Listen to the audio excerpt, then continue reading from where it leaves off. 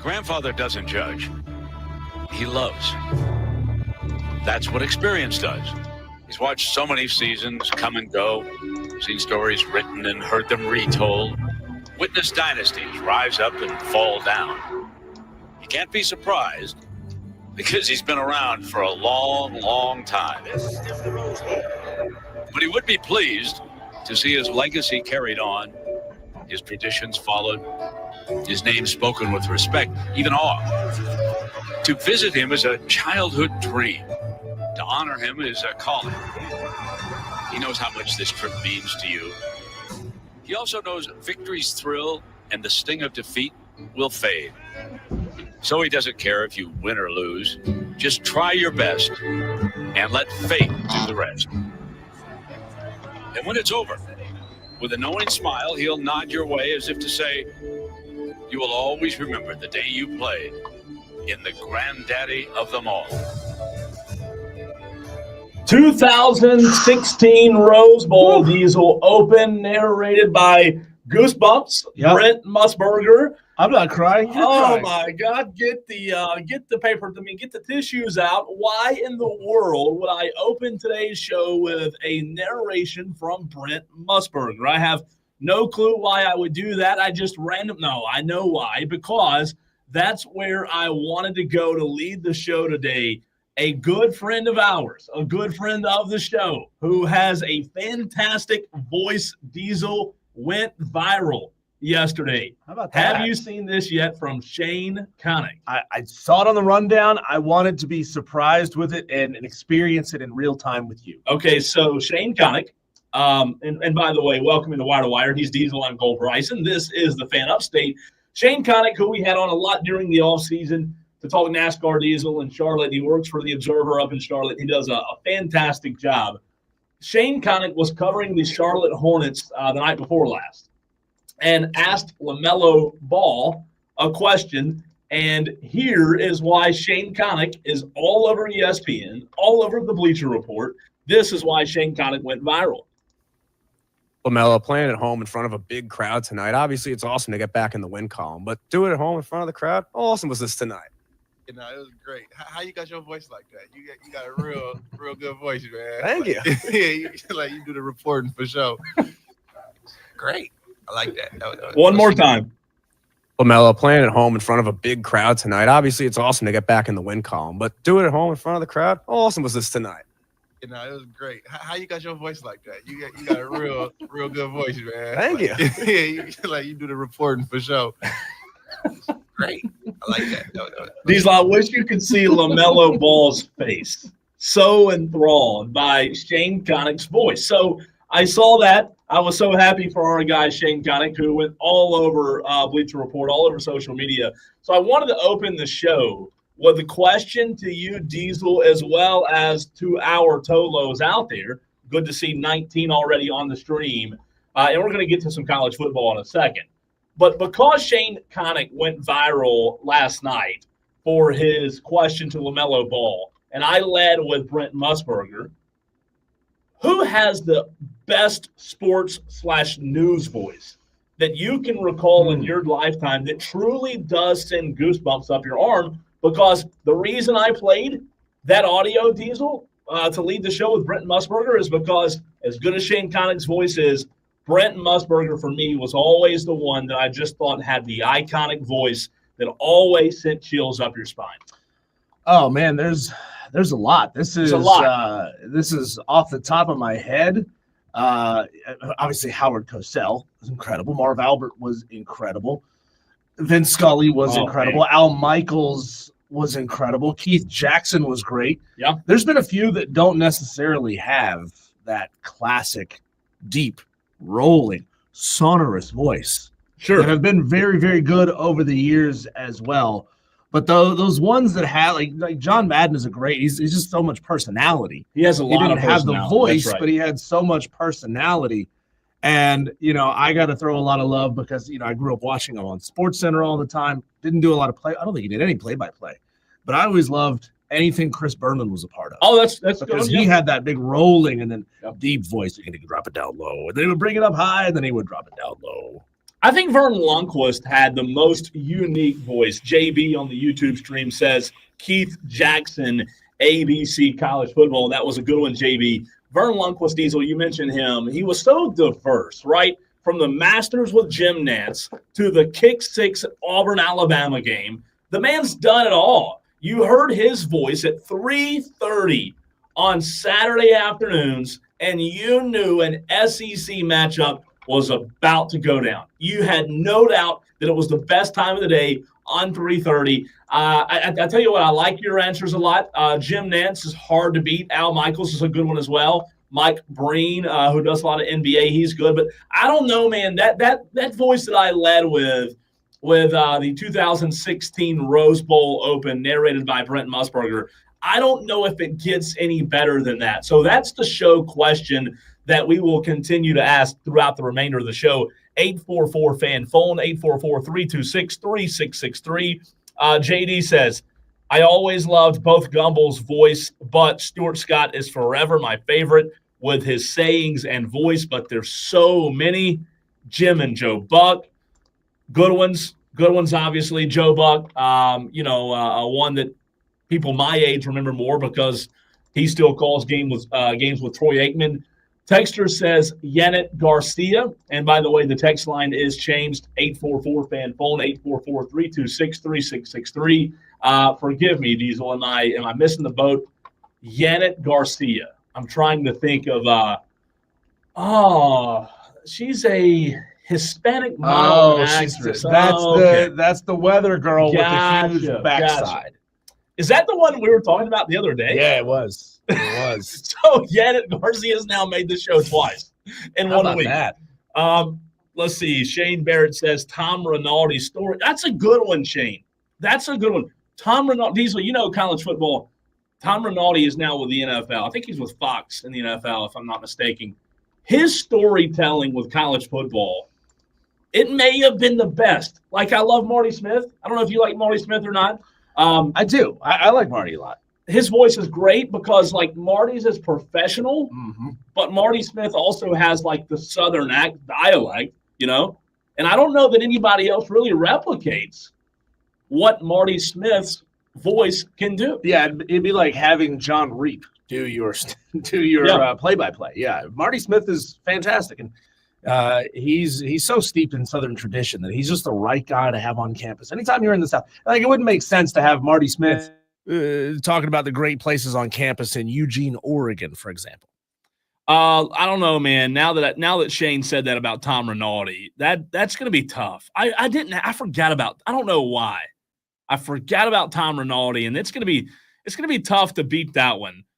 So continue to get those in on the text line, 844-FAN phone. We'll let that go throughout the remainder of the show. You know who I wish had done play-by-play because he's got a fantastic voice, and he's still with us, and he's still doing his thing on his podcast, Dan Patrick. Dan Patrick has an amazing voice. He's got that same deep kind of rumble, that gravel, and it never gets tired. It never gets strained. He's figured out how to keep it sounding crisp and perfect all the time. You're right. He has a great cadence as well. Like Dan Patrick, I think what makes his voice so good is his cadence. And what I mean by that is the speed at which he speaks. He's a really good interviewer. And I believe he is a Fox guy, if I'm not mistaken now. I think that's right. He's probably moved around over the years, right? Oh, 100 times, without a doubt.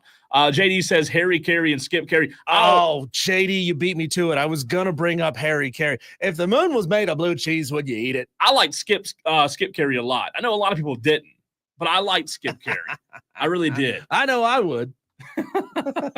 844-FAN phone. That's the phone line as well as a text line. Johnny wants to weigh in to start the show off. Johnny, what's up, man? Good. Listen, I wanted to go probably real old school on y'all. Kurt Gowdy. Kurt Gowdy. Tell us about Kurt Gowdy, because I don't know that name. Yeah, he used to do like the American Sports Fund, and then he would do NCAA basketball, and yeah, he's from way back. Was he in news or was he more of sports? Well, he kind of did a little of both, but I mean, I remember him calling some NCAA basketball games, and he had a real unique way of calling. But he goes way back. Hey, Johnny, did you just get a drive-through order while on the air? I actually did. I thought I would pick it up before. What was the order? Just so we know. Oh, it's the #1 combo large, Chick-fil-A. There you go. There you go. Thank you for the thanks, Johnny. Thank you for the call, That's Johnny. great. Here's Kurt. That's all-time classic. Getting the drive-through order. Here's Kurt Gowdy. See if you've ever heard of him. As our Red Sox break onto the field. One of sports' most versatile broadcasters, Kurt Gowdy was the voice of the Red Sox for 15 years. Oh, voice of the Red Sox. Give us plenty to This talk guy. about on our radio and TV networks throughout New England. I think I have heard that voice, Diesel. I think I have. Kurt, that's Sounds a good one. familiar. Thanks, Johnny. In the Chick-fil-A drive-thru. That's so funny. Texter says Ron Franklin. And again, I'm young, so Texters, Tolo's out there. If you give me a name, if you give Diesel and I a name, and I haven't heard of it, I apologize. Ron Franklin. You know who that is? I don't. I'm looking. Gosh. What was the guy's name? And I'm blanking on it. Help me out here. He was just the Alabama. Oh, the one that who just called left. he called NASCAR for years and years. And he just very recent, just retired That's a couple right. of years ago. Another one of those guys that you know, also not a traditionally big sonorous voice. Alabama touchdown, Alabama. That was from a good one. The 50, the 40, the 35, Yes. 30, 25, 20, 10, 5 touchdown, Alabama. You're His right. name just escapes me off the top of my head. I can't think of it. Another great voice. He's just Yes. I grew up, listening to it's not Vern Lundquist, and he kind of looks like Vern Lundquist, calling NASCAR. So like that's what I grew up listening to him doing. I never knew that he even called Alabama football for years. Gosh, I can't think of his name. I cannot think of his name. And by the way, for those on the stream, I apologize. Our entire system just lost internet. On my side, Oh, me too. Diesel side, Yeah, I lost it over here on this side. I lost it on Global Connect. Everything. So if you're watching on the stream and you're still there, we apologize. We'll be back up shortly. yeah. I think it's back for the time being. Sorry about that. Eli Gold. There we go. Now we're Eli back up. Gold. Yeah, we're Thank back you. up. MD75. Eli Gold. Thank you. That's right. That's right. Eli Gold has appeared on these airwaves before. You know that, right? No. Yeah. You're lying to me. To the text that came in earlier, who said that our former colleague Mark Ryan's dad had a phenomenal voice. Yeah. He came on with Mark Ryan, and Mark Ryan said something to upset him, and he said, "I'll never come back on again." Shocker. A Florida grad pissed off an Alabama play-by-play voice, and he's never coming back on. It's almost like you're not making this up. Christopher on Twitter at QIGON 1009. Christopher tweeted at me and said Eli Gold. So again, thank you for that. Thank you. MD75 got it as well. Eli Gold's a great one. And then somebody on the stream. There's so Unique, many coming in. How do we forget Dick Vitale? It's awesome, baby. And again, not a great voice, just unique. but unique, and it's the energy and the passion that he gets him in. What's Carlin, Dan Carlin, I think is his name, that does college basketball play-by-play. He called the Furman upset of Virginia.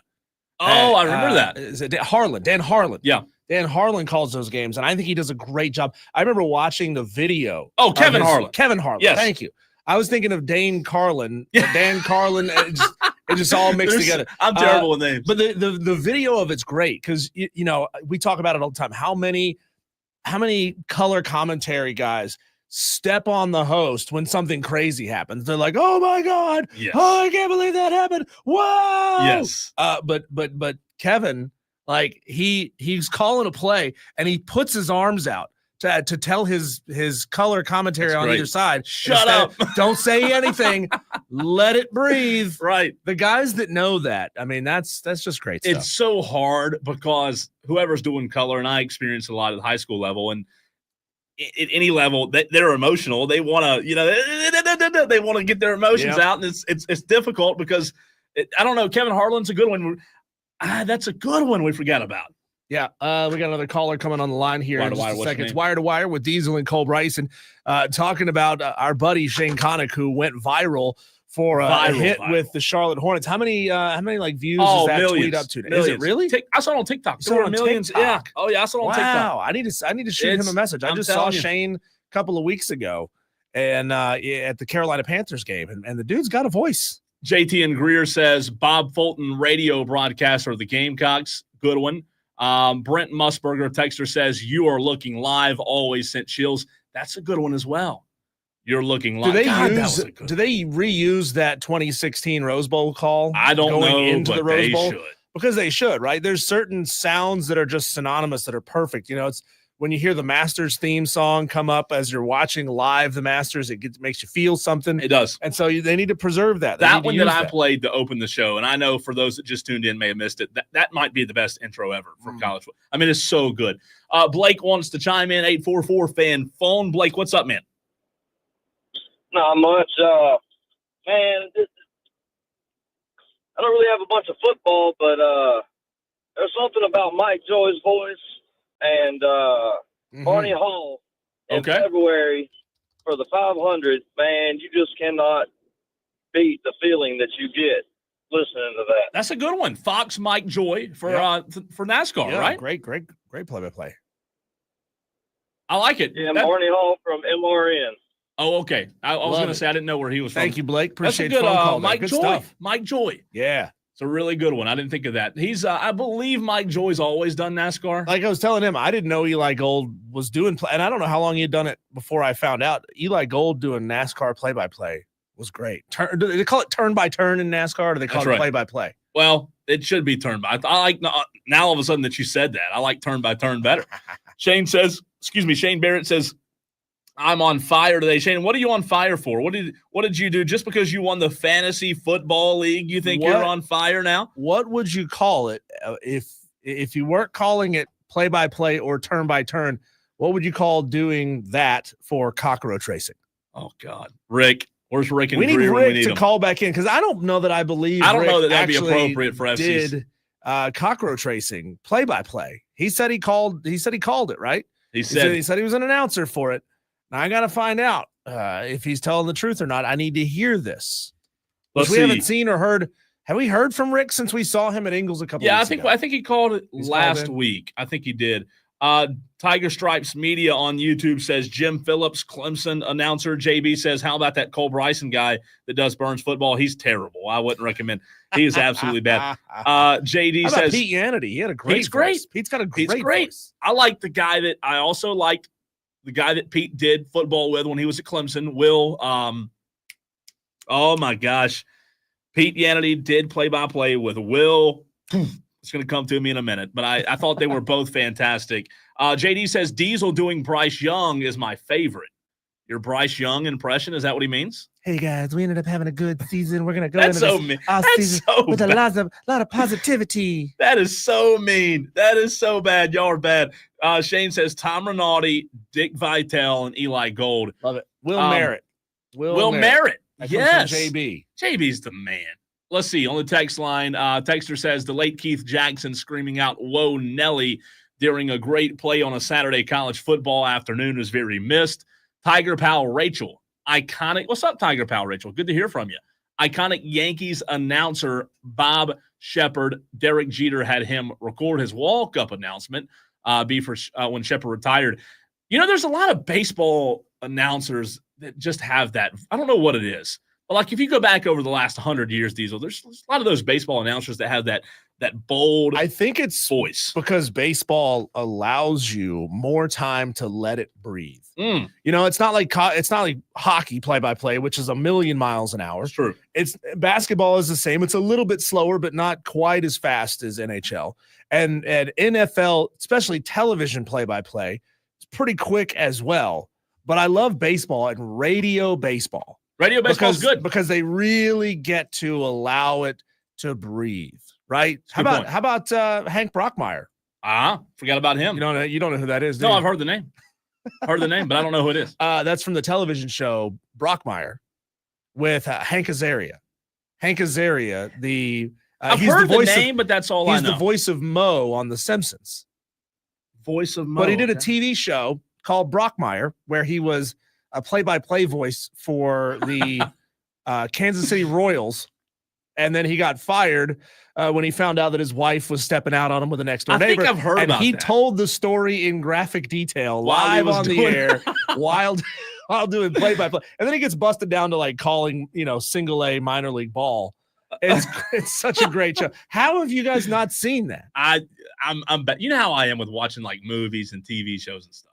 MD75 showing some love to the home team guys. He says Dan Scott. There you go. He also does play-by-play for the Greenville Drive. That's true, ladies and gentlemen. That's true. So he's a man all over town. I like it. The love for Dan Scott there. I like it. Yes, it is. When we come back, Cole, we got a big game tonight. We got Notre Dame versus Penn State. The question is, whose reputation will take the biggest hit if they lose? And is it really even fair to put that kind of pressure on this game? We'll talk about it next right here on the Fan Upstate.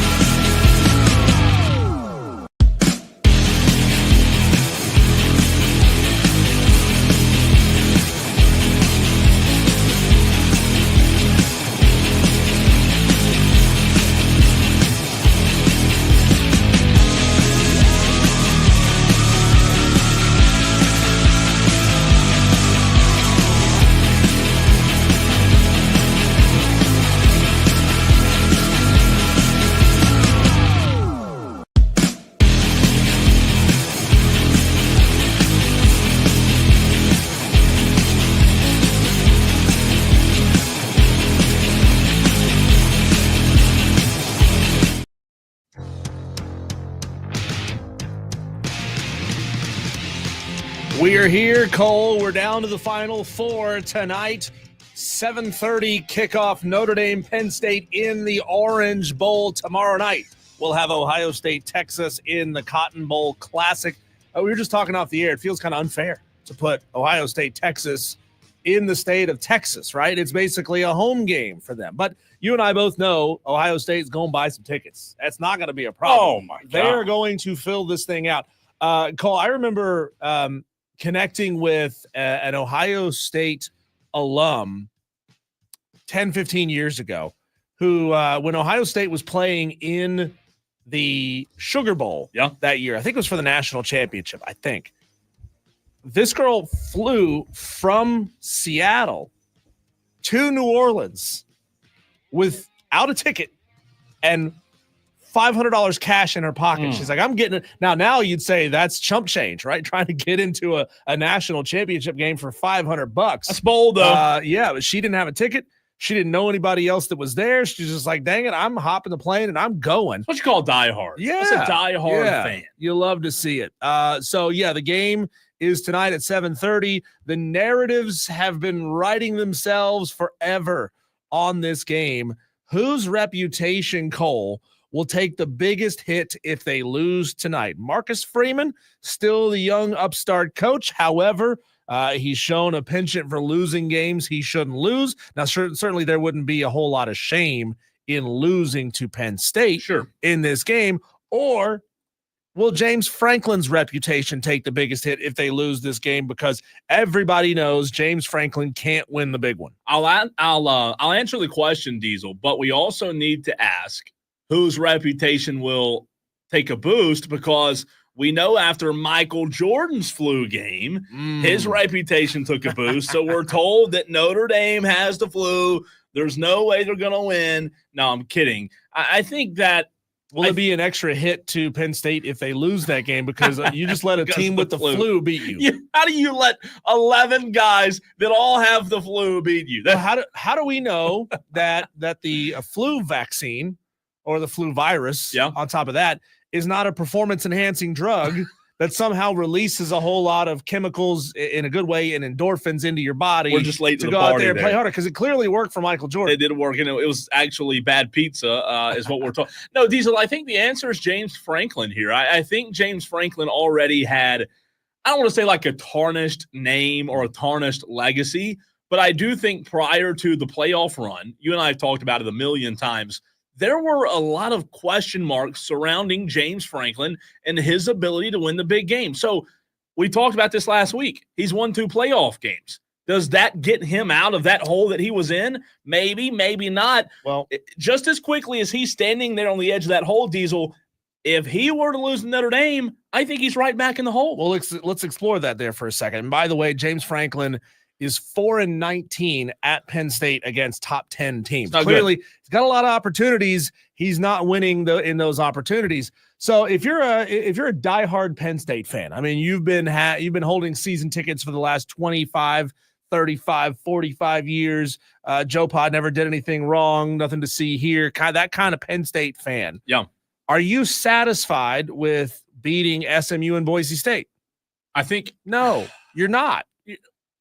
It's tough, though. Like you're advancing in a playoff, but I think a lot of Penn State fans Penn State certainly had the easiest road to get where they are now. Now all of a sudden, bam, the rubber's meeting the road. Now you got real competition that you're going head-to-head against. I think you're right, Diesel, in the fact of they're not overwhelmed with who they've beaten, but I also think in the same breath, Penn State fans are just glad to be here.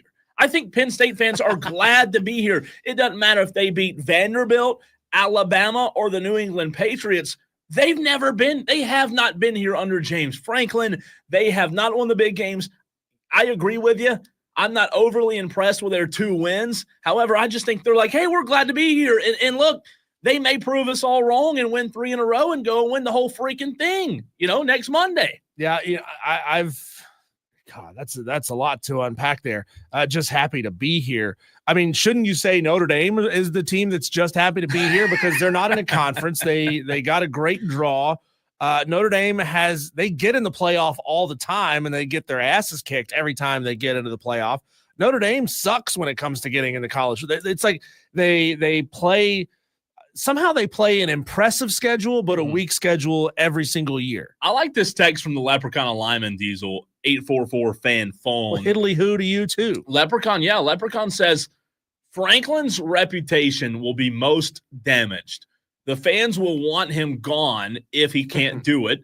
Freeman is turning Notre Dame into a powerhouse, and it's obvious. I think there's a lot of truth there to what Leprechaun said.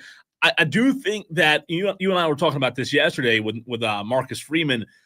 There's an overall sense of respect for Marcus Freeman, and I think the Leprechaun's onto something.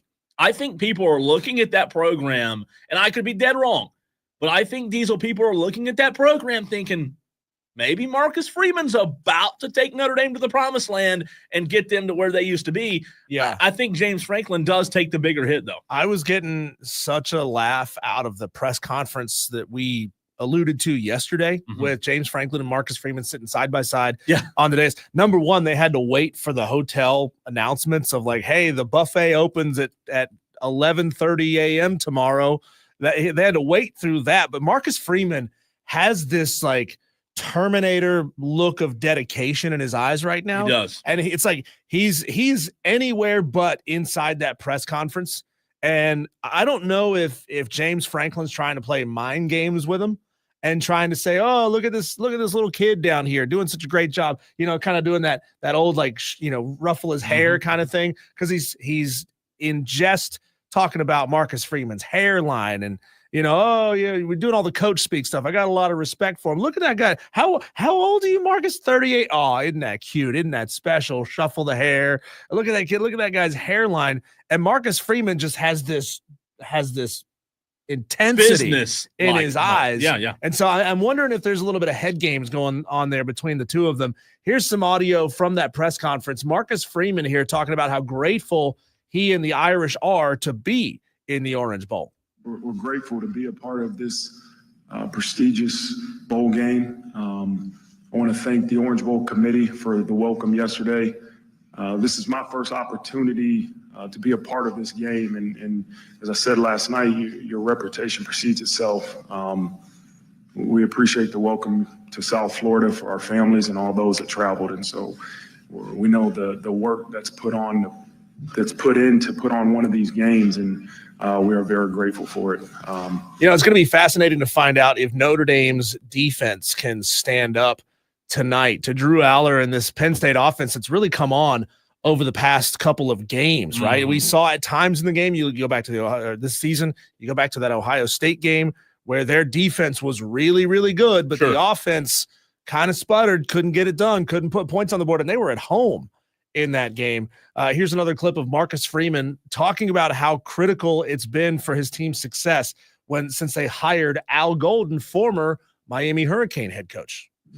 Yeah, for me, when I hired Al Golden 3 years ago, it was for two reasons. One, I believed he had a great defensive mind and could do great things with our defense. But two, at that point, we did not have a former head coach on our staff. And I thought it was important to get somebody that had experience where I had none on our staff. And the growth we've made in 3 years has been tremendous. Right? The growth of our defense, and our defense is doing really great things right now. And Coach Golden gets all the credit in that staff and the players.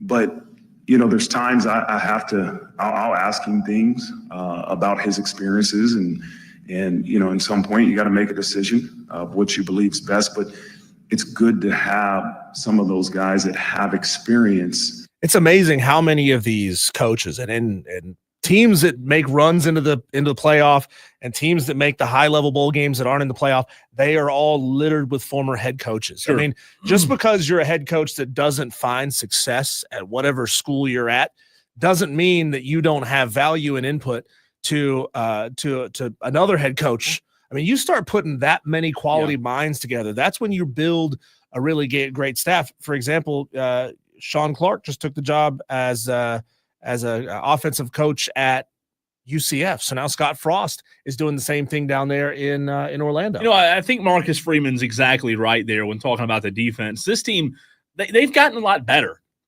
And that's one of the things we've talked about, like this expanded playoff, and Steve Sarkisian was talking about it earlier today in his press conference, Diesel. This expanded playoff does allow you to get a little bit better, like as the season goes on. And Notre Dame's defense, they have gotten so much better. So, look, to answer your question, but also to give you my thought right now on who I think is going to win, I do think James Franklin needs to win more because of his reputation. I 100% think his reputation is more on the line, Diesel. I think tonight, I think it's a close game regardless of the flu. I think Notre Dame keeps it close because of their defense, but I think Penn State kicks a field goal late and wins by 3. I think this is going to be a really good game. I don't anticipate a blowout, but I think that you're going to see an explosive. No, I hope not. I think you're going to see an explosive Penn State team go against a matchup that's going to be tough for them and a very good Notre Dame defense. I love this matchup tonight. Well, if you put any stock in this whole Notre Dame's locker room has the flu situation, then we may end up getting a not super competitive football game. And you know, is Riley Leonard one of the ones that has the flu? This offense, especially if it's on the offensive side of the ball, Cole, like if it's running rampant among those guys, that's going to be tough because this Notre Dame offense has not been prolific the last 2 games in the college football playoff. They were great all season long. They've kind of faltered now that they're in the college football playoff. If the stories are true that they've got the flu, and then I wonder, Cole, like, could Penn State get the flu? If they win, could they get the flu and then have the flu for the national championship game? Because they just played Notre Dame. You got a bunch of linemen that are all piled on top of each other. You'd hope not. You know, it's these guys are all on top of each other. Why is Notre Dame or why is Penn State letting them score touchdowns late in the game? Oh, it's because they don't want to get the flu. They don't want to catch the flu. Tolo Jack texts bold the strategy, show. Cotton. We'll see how it pays off for him. Tolo Jack says, future Panther and DROY for the Carolina Panthers will have a great game tonight. Carter getting drafted number 8 to Carolina in April, says Tolo Jack. Great show. Keep up the good work. We hope you're right. Texter says, did I see where Carson Beck hit the portal? Yes, you did. Texter from the 431. You're exactly right. He did. The sweepstake is on for him. Yeah, and there's a lot of talk in our stream earlier about him going to Miami. Yeah. And I think that's going to be the conversation. And I'm looking for that. I don't remember who it was that tweeted out that that's happening. I'm not seeing anything from anybody remotely credible. It could happen. Saying that Carson Beck is linked to Miami. Now, what if he headed to Florida State? Because clearly they need a quarterback down there. They do. There's a lot of places that need a quarterback. I mean, I've seen a tweet that links him to Texas Tech. So, wow. Again, it's just some fan saying, wouldn't it be great if we got Carson Beck at Texas Tech? Yeah, it would be great. You just have to wait and see. Plus, the window is closed right now. He's going to have to wait again until the spring window to make that move. Texter says, Franklin made me so mad in that press conference. Imagine what Freeman felt and how he'll translate that to the team. All I can say is look out Penn State. Let me see if there's any more to that text. Oh, that's the Leprechaun Lyman. Texter says, flu is affecting a very small number of players per a reliable source, and Franklin runs his mouth too much. Irish by 10. Ooh, how about that from the 865 area code? You know what I love baby. You know what I love about this playoff is that we're going to get a first-time national championship winning coach regardless, right? And you've got 4 guys who all have kind of warts as head coaches, who all have a little bit of a stigma around them, right? So you've got Marcus Freeman, the young guy, he just got here, loses games he shouldn't lose. You got James Franklin, who can't win the big games. You've got Steve Sarkisian, who had his issues his first time around as a head coach. I don't think there's as much stigma on him as the Texas head coach because I think people understood that he wasn't quite ready yet. He wasn't quite there last year. And then, of course, Ryan Day. He's got a huge stigma on him by not ever being able to beat Michigan. So it's funny, Cole. It's like 2 out of the 4 of these coaches could be on the hot seat if they lose tonight and tomorrow night. And then, one of them could get a lifetime contract if they end up winning this whole thing. It'll be really interesting to see. Also, the LA Fires also really important to keep an eye on because they are impacting sporting events. So our thoughts and prayers. That's tough, man. I saw I turned it on the Weather Channel last night. Was watching the devastation that's caused right now in LA. It's really I saw tough. McDonald's on fire. Oh my gosh, that is rough. I mean, not everybody's houses, but people's houses, diesel, their homes in LA being just destroyed. All right, I want to get into the conversation next, though. The 5 best storylines to come out of college football in 2024. Tolos, go ahead and text the show. Get your thoughts in right now. 844-FAN-PHONE. We'll get into that next.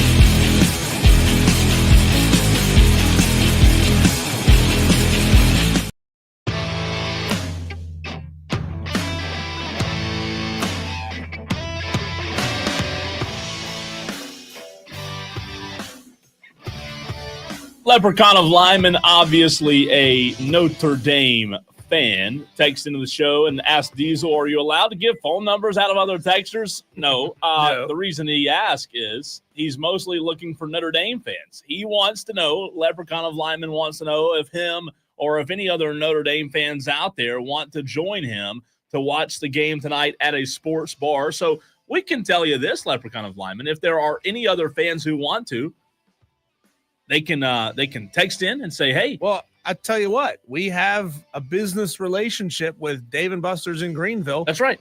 Tell us if you want to go there, we'll send everybody there for you. And you can also, here's what you can do. You can follow us on Facebook at the Fan Upstate. You can post it on your own socials. I know, obviously, the Notre Dame fans listening to the show now, though, aren't on your socials. But, yeah, you can. We'll promote it for you if you want to get some Notre Dame fans together. I do wonder, Colin, we saw a Notre Dame fan come past us yesterday while we were at Ingles. Oh, that's right. In Spartanburg. Yeah.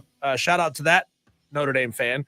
I'm not sure how many Notre Dame fans we have in the audience right Notre now. Dame So Nate. do us a favor. We do have Notre Dame Nate. Mm-hmm. Do us a favor. If you are a Notre Dame fan, Yep. text in right now, 844-326-3663. Go Irish. That's all you got to do. How many Notre Dame fans do we have listening right now? I don't want to see that text. Text. We have the OHIO brigade That's that true. shows up. Yeah, we do. So we let them have their time. So we got to, equal rights, equal lefts. So let us know. Leprechaun of Lyman wants to know if anybody wants to go watch the game with him tonight. If you do, if you want to go have a Notre Dame, love fest and go cheer on your Irish, you can do so. Text the show, 844-FAN-PHONE. Diesel, I wanted to try to make a list, though. I need one more. I need a 5. I've got 1 through 4 here on my list. And I want to know if you push back on this at all. Tolos, want to hear from you as well, 844-FAN-PHONE. We're also live on Twitter, Facebook, and YouTube. Diesel, the 5 best storylines from college football 2024. Mm-hmm. Again, 5 best storylines from college football 2024. I put these together. I want 5. I've got 4. I put Bill Belichick at 1. Getting the North Carolina job.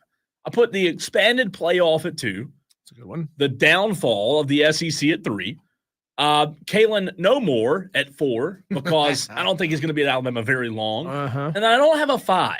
So what is a good and again, tell me if those need to be, if the order needs to be changed. If the expanded playoff needs to be 1, do you think instead of Bill Belichick, is the expanded playoff a better storyline than Bill Belichick getting a job in college? Why not put Travis Hunter? Okay, that's coming out of nowhere, yeah, good, and winning the Heisman. I like that. I like that a lot. Bringing Colorado a Heisman. I think that's a really interesting one.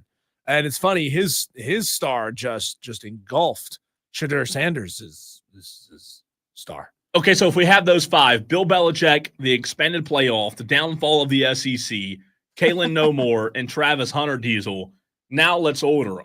T-Swizzle says Dabo using the portal should be at 5. Well, locally, that's like a 1, T-Swizzle. Locally here in the upstate, that's the biggest storyline. Nationally, though. Nationally. And we talked a lot about that yesterday, T-Swizzle. It is very big. That's an interesting here from Zach Wofford. How about Florida State going from 10 wins to 10 losses? Ooh, it is a storyline. I mean, yeah, I don't know if it's top 5, but it's up there. Really good. It's up there. So the 5, how do we order these? Is Belichick 1? Or would you argue that the expanded playoff is a bigger storyline than Bill Belichick? If I had to order these, I would go expanded playoff 1 because it's the college I football figured playoff, most right? would. Yeah, I would put Kalen No More 2 because that's huge. Bill Belichick 3. Actually, I take that back. I go expanded playoff 1, Travis Hunter 2. Okay. Belichick 3, DeBoer 4, and then the downfall of the SEC. I think the downfall of the SEC is what's that famous line that's misquoted all the time that says reports of my demise have been greatly exaggerated. Yeah. It's attributed. I think it's a quote attributed to Mark Twain, which that's not even remotely close to the quote that he actually said. Mm-hmm. Mm-hmm. No, I'm with you, and that actually fits though, because maybe it's not as much of a downfall as we're making it out to be. But I think those 5 are pretty good. Kalen DeBoer's up, and Zach, you're right. Florida State's up there. It's definitely up there. Scott says on the Facebook stream. It's more specifically locally, but Shane Beamer and his resurgence, South Carolina, catching up with Clemson. It was impressive. Yes, Scott, you're right. Locally, you're exactly right. Zach wants to know what we mean by the downfall of the SEC. Wait, where have you been, Zach? We've been talking about this for a week. Have you not been toloing, Zach? Yeah, we've been talking about it forever. About Alabama falling off, about Tennessee getting their ass kicked in the playoff, about Texas being the only SEC team left that's really still kind of a Big 12 team. I'm glad you brought up Travis Hunter, though, because I think I would put him at 2 as well. I like that a lot. I don't know why, though. Belichick coming to college football, Diesel, it seems like it just took it by storm here at the end of the season when we kind of needed something, right? If I had to put a 6 in there, I'd put Ashton Genty at Boise State. He deserves it. One of the texters said Cam Scatterbo at 5. That's a good one as well. Interesting story. When we come back, Cole, let's Deion Sanders may have just called his shot about going to the NFL. What did he say? Where did he say it? And we'll talk about it next right here on the Fan Upstate.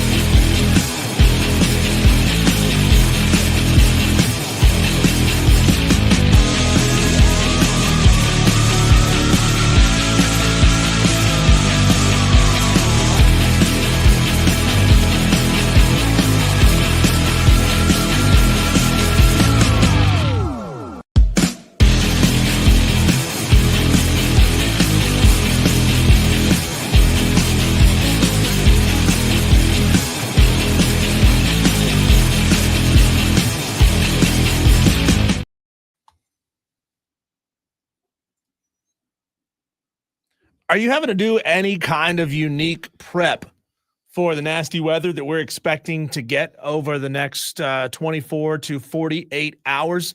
It's Wire to Wire with Diesel and Cole Bryson, one of our illustrious coworkers. Illustrious, maybe this is not the right word. I was going to say. Most punchable coworkers. Oh, that narrows it down. Stone Man from Classic Rock 101.1. He's got tortoises in his backyard. He's got what? Tortoises. Turtles. Is that they're not turtles, they're tortoises. Turtles live in water.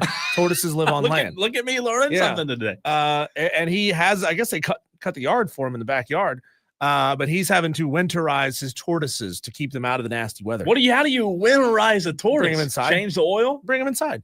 Drain all the fluids, get the water out. I mean, that's how you winterize a motor. I don't know how you. Yeah, you replace the water with antifreeze. Yeah, Google how to winterize a tortoise.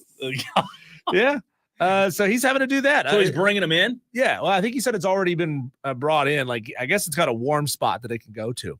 I don't know how I feel about that. Like, what about if you having tortoises? Well, yeah, if he's in the house, actually step on him one day, he's gone. He's pretty big. Pieces, I've been to Snowman's house. Really? Yeah.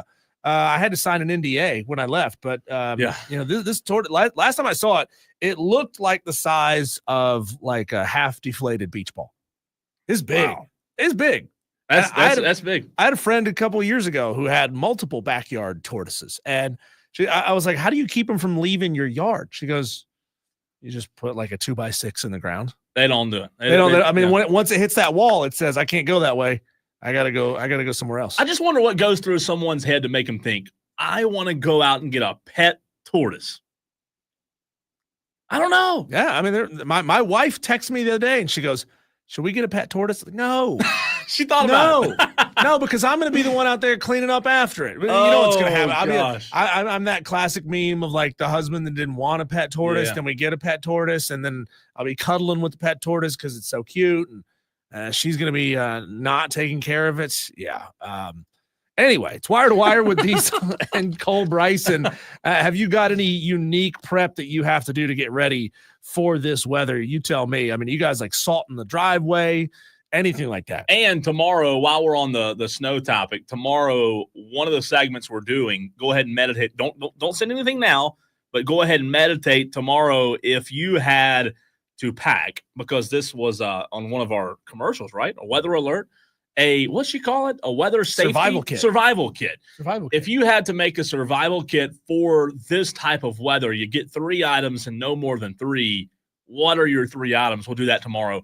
And also tomorrow we always rely on the Tolos, Diesel, but tomorrow we really will be, because it's still going to be a sports show, but we're going to be looking for snow, and you Tolos out there tomorrow, you've got to be the reporters in the field tomorrow. No, tomorrow's going to be the day that hopefully they don't have to, but if they do, our engineers are going to be earning their pay because they may be driving up a mountain to get access to the I forgot about transmitter sites. Freezing up. Speaking of package deals, Cole, you're talking about survival packages. Deion Sanders has told Good Morning America's GMA3 podcast what circumstances would have to occur for him to head to the NFL as a coach. People have been talking, obviously, for years about Deion making his way to the NFL one day as a coach. He's shown his prowess. People want him in the NFL. They want him back at Florida State. They want him everywhere, right? Everybody wants a piece of Deion Sanders. Well, he told his GMA3 podcast that he would only consider the NFL under one condition, that he would coach both of his sons on his team. You know, everybody wants to dream, right? Yeah. Everybody wants to have a fairy tale, something they can think of at night when they lay their little head on their pillow, but that'll never happen. I mean, when there's that much marketing dollars and like that, this media machine already built in for you, because we saw how much play in the media and like you can't buy that kind of publicity that he got at Colorado. Deion heads to, let's just say for the sake of argument here, Shedeur goes number 2 to the Browns. I'd feel bad for him, but it is what it is. You'd feel bad for the Browns or for him? I feel bad for the Browns and for him. I feel bad for the city. Deion heading to Cleveland with Shedeur, and Shiloh still has another year to play. Yeah, right? I think so. So wait a year. Shiloh follows him to Cleveland. I mean, think about that for a second. Think about, would Deion dictate where his son could go and then say a couple years down the road, I want that job? Maybe. We know, for example, that the Jacksonville Jaguars head coaching job is open. It is. What if they pulled a Gerard Mayo in New England scenario, the conspiracy theory at least, that Gerard Mayo was just a one-year stopgap to get them to where they wanted to be and potentially hiring Mike Vrabel or whoever it may be. Let's just say, for the sake of argument, that Shedeur goes to Jacksonville. I know that they don't need a quarterback, but just, again, pretending for a moment. You telling me that Deion wouldn't like to follow his son to Jacksonville in a year or 2 years' time, be his head coach, and then draft Shiloh, and all of a sudden, boom, he's got his sons there. We saw it play out in the NBA this year with LeBron playing with Bronny in LA.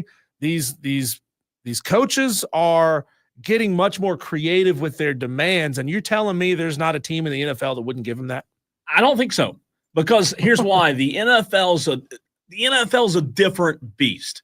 I understand your point and what Deion was saying in this interview, Diesel. I heard the interview.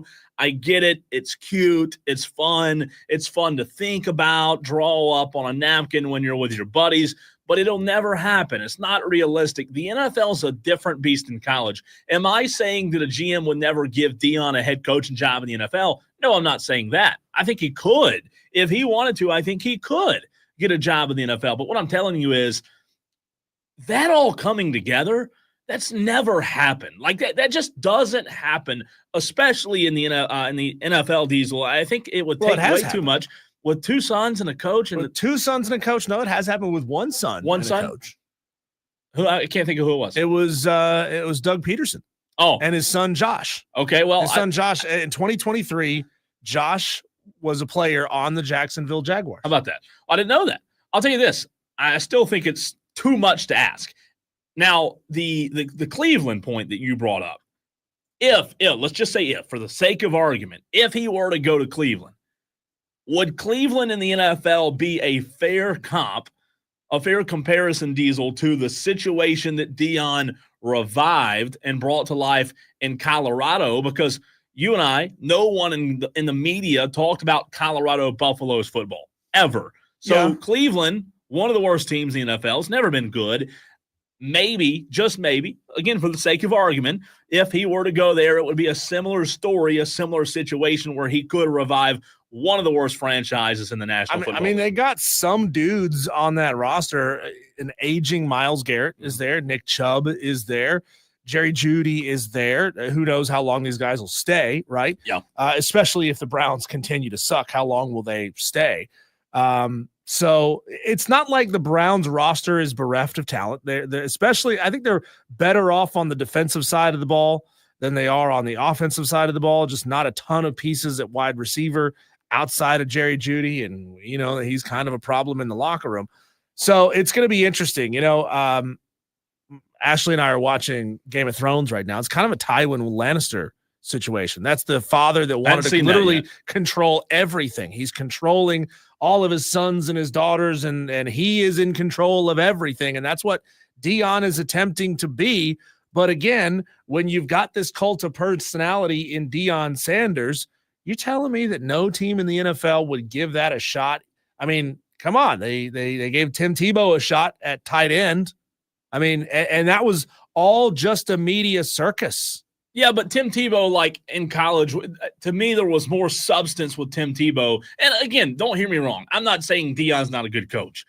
I think Deion is a good coach. But at the same time, I also think there's a lot more smoke and mirrors with this entire Sanders situation than there is actual substance. You might disagree. That's okay. You may think I'm a complete idiot for thinking that. But look, I think he's a good coach. Can he go be a Bill Belichick? No. Can he go be a Hall of Fame coach? I don't think so. Just because you were a great player, just because you were in the Hall of Fame as a player doesn't make you a good coach. And look, we all know what he did at Colorado. Mm-hmm.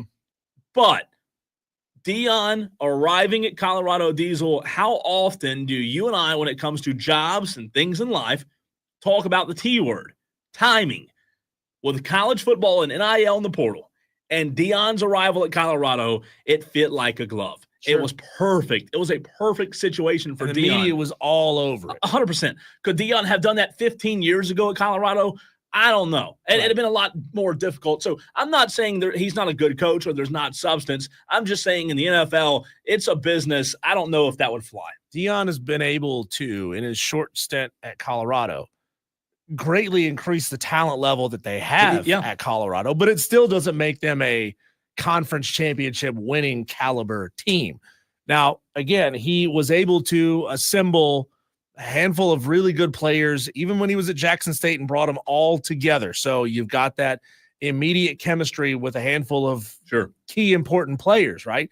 But now we're going to learn what kind of coach Deion is. Can he do it again and again and again when he doesn't have this family business wrapped up in Colorado football?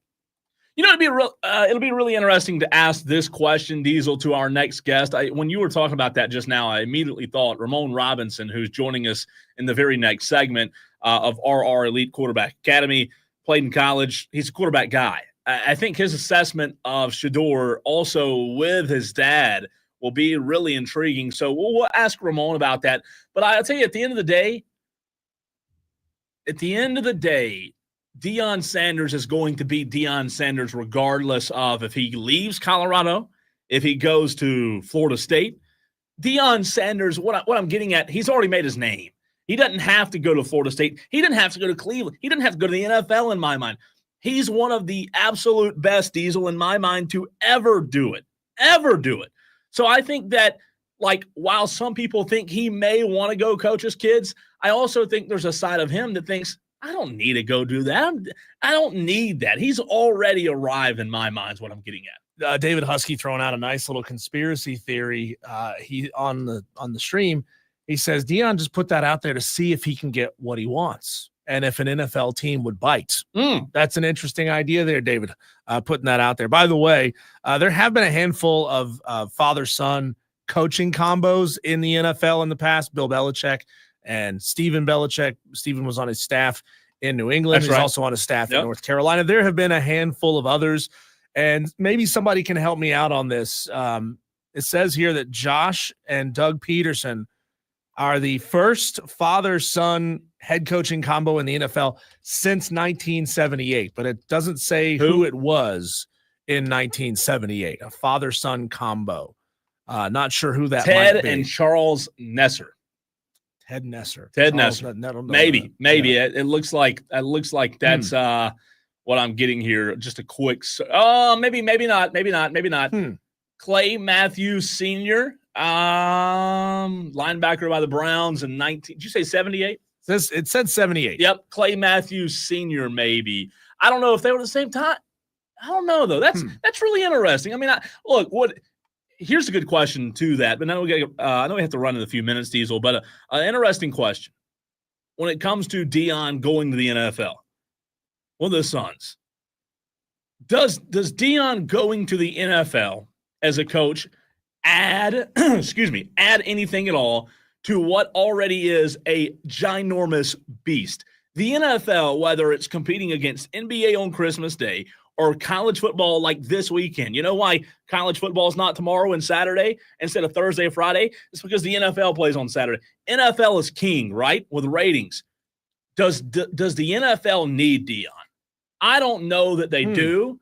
Or would you say that Deion needed the NFL more? I think that's a fascinating way to look at it. The NFL's a beast, and like I said, they already kick tail wherever they go, whatever time slot, Christmas Day, Thursday night.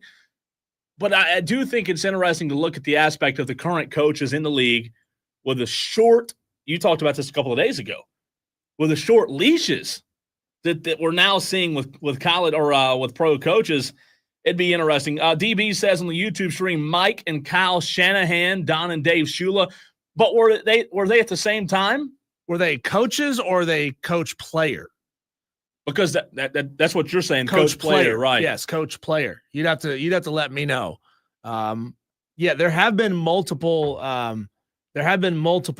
coach combos where a son was on his father's staff. Yeah. but it's really rare when it's a coach player combo in the NFL because there's just so many more people, right, that have to get involved, GMs and ownership and position groups. It's hard for that to happen. Much harder for it to happen, and that's why I don't think it will. That's why I don't think it will with D. Do you believe? Do you ever see that happening? I think somebody give it a try. You think so? In this social media world where it's all about getting clicks and getting attention. The Cleveland or somebody? No, I mean, if the answer, if Shedeur got drafted by Cleveland, I would not put it past Dion to say Shedur's not playing in Cleveland. I agree with that. I 100% would see him saying my son's not. And if he does that, I think that's him calling his shot to say I don't want to coach in Cleveland. Yeah. So Cleveland, don't draft my son. It's going to have to be somebody somewhere out here on the West Coast, kind of the middling, struggling franchises where he has a chance to go be a head coach in a couple of years' time, or somewhere down south where it's nice weather. But Dion, I don't think he really wants to spend, 10 years in Cleveland. There's no bass ponds. They're all frozen. He's a bass fisherman. I don't know. He? Oh, you didn't know that? I didn't know that. Oh, big time. Big time. He has like 8 ponds. You have to look it up. Percy on the text line says, I think Dion said that because he knows it's an impossibility, make an offer he knows will be refused. You also can text the show. You can't refuse. You didn't hear me, did you? Good. 844-FAN phone, 844-326-3663. I about slipped up and said the old text line, but it's 844-FAN phone. Every few months, we're joined by a good friend of the show, Ramon Robinson. We will talk to Ramon of RR Elite Quarterback Academy next.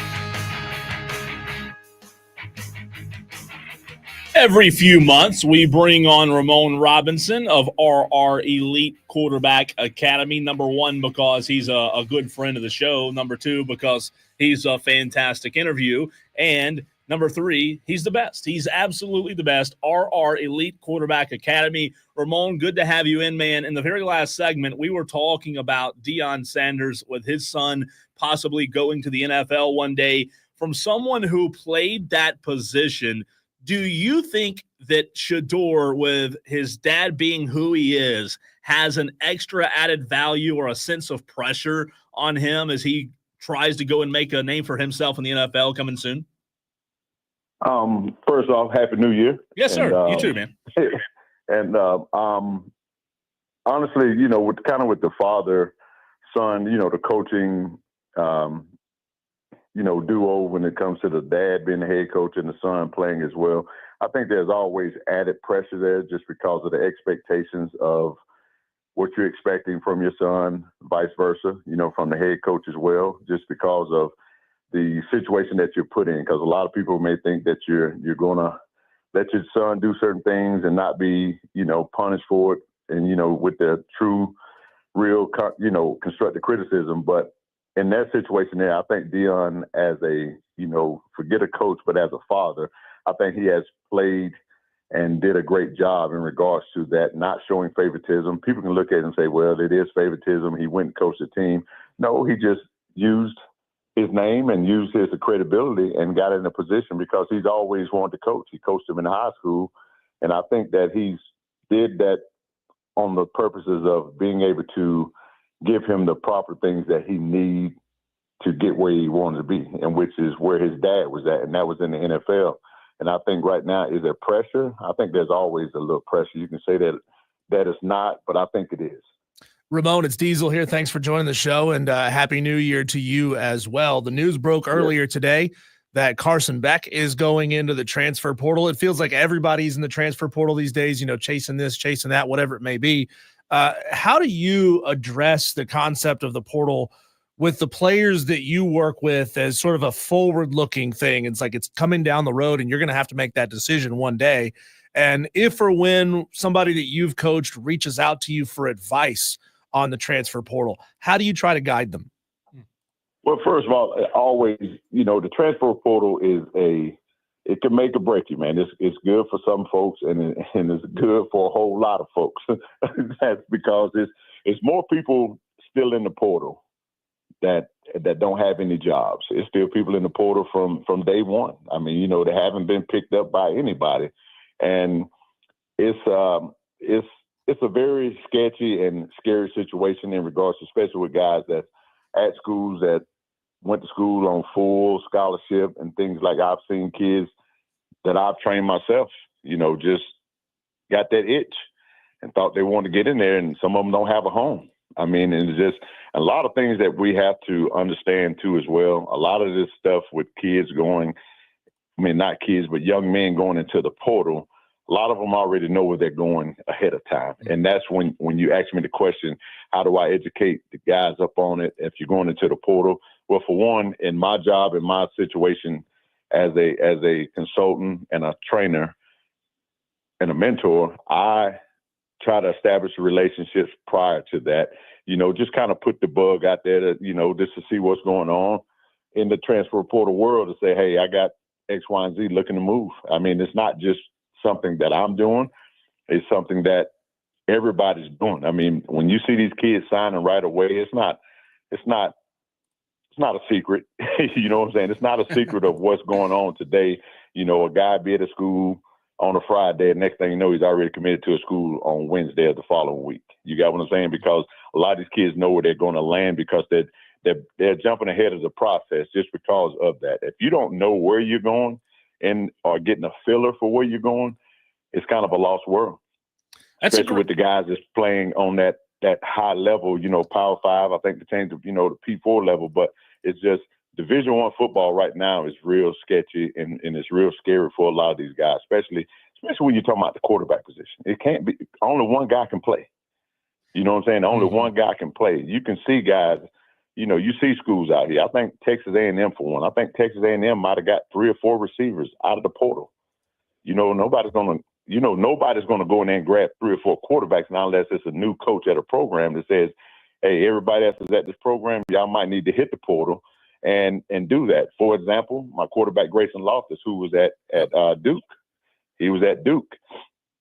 And a lot of things that happened with him, I mean, he got to jump on everything to see what interest is out there. And UNC Charlotte wasn't the only interest. He had quite a bit interest from other schools. It's just that everybody that they're bringing in right now, you look at it, they're signing this quarterback, signing that quarterback. I mean, you have to do things like that, especially when you let the whole room go in the program at that one program. Ramon, I love the portal conversation, and I'm just trying to figure out in my head, in my small brain, if quarterbacks that are coming up, not just quarterbacks, but any player that feels like one day they'll be an asset, do players coming up through high school and going into college now prepare differently at all from any aspect, from on the field to off the field, from their support staff, their inner circle? Is the process different? And if so, how, from a player like you who played pre-portal to now, when these kids, I mean, they're introduced to portal, they're introduced to the portal in high school with players transferring left and right year in and year out. Yeah, it's totally different. Cole, trust me, it's totally different. And the thing I would say this here is the times I sit back and watch this stuff, man, and I'm just looking at it, it's just like, man, and you look at it sometimes, even I'm like, man, I got kids already making more money than me, and it's just like, how do you manage that? But it's just the timing of it. But when you say the different things that's going on, yeah, it's a different process. Now when you're coming out of high school, and I saw this coming when I first heard about the portal coming, things like that. Then especially when the NIL hit. The NIL hit, I'll never forget, I had it was a gentleman that was doing our websites and things like that. And he was doing these websites to build up your resume and things like that. So when we would do our QB legacy camps, we would have him speaking on how important it is to go ahead and put your resume online in regards to create your own domain.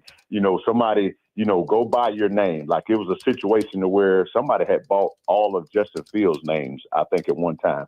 Like, he couldn't even buy his own name because somebody had jumped the head of the curve, you know what I'm saying, and bought his name. So it was just like, those are the things. And when we did it, we were just like, times are going to change to where you need to, take control of your own destiny and take control of your own name. Why is somebody else making money off your name? So now when you start talking about the process of things coming from high school, these guys are already having marketing agents right now.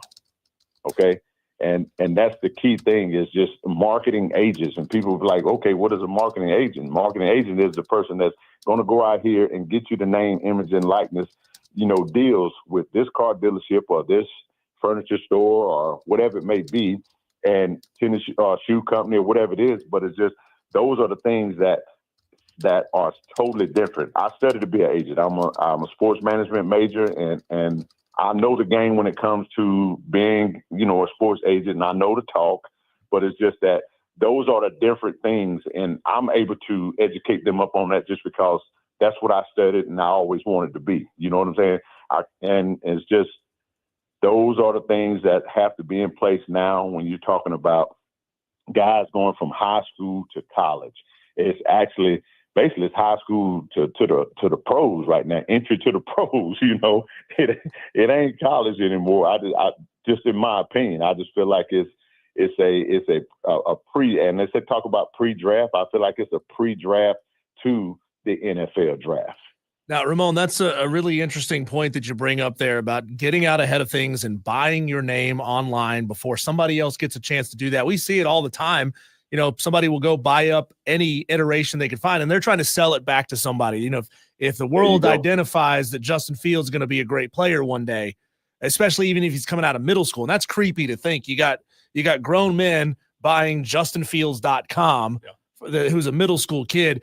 Another side of that aspect, and I'd love to hear how you advise and educate your guys on this as well, scrubbing their social media history before somebody goes back to dig up dirt and anything they might have said years ago. I mean, people will go back and find something you said 10 years ago on Twitter when, you're talking about potentially a 12, 13, 14-year-old kid. How do you advise players? Because it seems odd to me that it still happens, that this still gets brought up and dug up. You'll see a kid with a tweet come out that he sent out 10 years ago. How do you advise players to deal with that? Well, for one, if you're not ready to get on social media and you're not ready for someone to actually follow your steps and follow, the guidelines of what you're doing is different lines. And the thing about it is with playing sports, like you say, everything has changed. I can only imagine some of the things that I did when I was in college, if we were social media then, and even in high school, you know what I'm saying? Just because, for one, you're still at that stage. You may be mature, but you're not there yet. You're still immature in a whole lot of ways. And you can show maturity, but at the same time, you're going to slip up and you're going to do little things. And coaches understand the little things when it comes to, you may slip up on social media and do. But when you start, adding, guns, alcohol and drugs and just, racial type stuff doing like that, that's unexcusable. You know what I'm saying? Mm. But to go like something that may not be out the norm, or, just cracking on someone on social media, that's different. We had a seminar this summer and we had a marketing guy come in and speak about all those things, because everybody saw what happened with Spencer Rattler this past year in the draft, which I feel like that situation wasn't bad, but to a lot of people, a lot of people looked at that as though that was bad, because it was on social media, and now everybody's looking at him like, oh, he's this cocky, arrogant guy. Well, to me, I didn't look at it that way. I looked at it as he's a competitor. They're in spring practice and they're doing, not spring practice, but they're in practice and they're doing their things, and that's part of football. I mean, some of the greatest people that you praise out here talk and maneuver that way. You know what I'm saying? But it's just the little things that have nothing to do with football is where a lot of guys get in trouble. That's when you start talking about documenting things on social media, and therefore it's just that you have to truly have somebody, nowadays you do, with how everything doing it, but it's just that we can't be so passive that we look over a lot of things that our young generation is doing right now, because that's the reason why they're getting in trouble. Because, for one, they need to have somebody to guide them, to mentor them through the process and have that conversation. And with that being said, I've yet to have a guy to have to answer those type of questions by posting the wrong things and doing the wrong things online. And it's just a matter of who you have in your inner circle that's going to allow you to do certain things. You know what I'm saying? Everybody has to be held accountable for everybody's actions if you're out for the best interest of that young man. Ramon, I want to talk a little bit more about Grayson. You brought up Grayson Loftus, who played at Gaffney High School, and obviously played at Duke a couple of years, and now at Charlotte. When you look at a situation like Grayson, he was at Duke. Malik Murphy also left, who was the starting quarterback at Duke this past season. A lot of people thought that Malik Murphy leaving, Ramon, might open up a door for Grayson to be the starter. Can you go into what it was that attracted Grayson to a place like Charlotte? Well, I'm going to say this here. Once again, I said a lot of folks know where they're going when they hit the portal and what's going on. A lot of things that's done behind the scenes. Yep. You know what I'm saying? And it's just, that's the scary part of the college business right now when it comes to these guys being in the portal.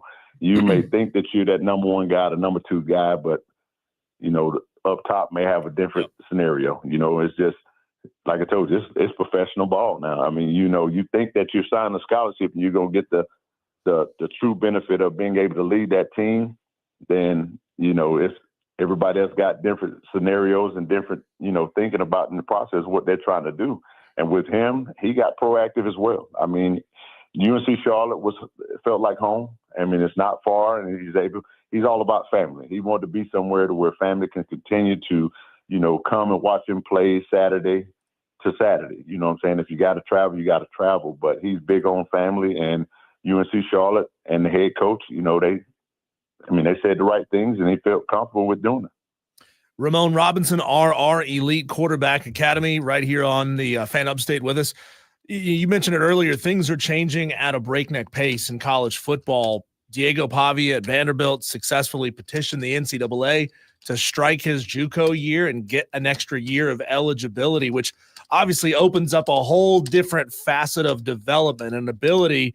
If you've got a guy you think has some talent but is still real rough around the edges, you can send him down to JUCO for a year or two and then maybe get those years of eligibility back once he elevates to a bigger school. What are your thoughts on that whole process? Do you think that was the right move by the NCAA to allow that? And how would you navigate that now that that's available to guys that you're coaching?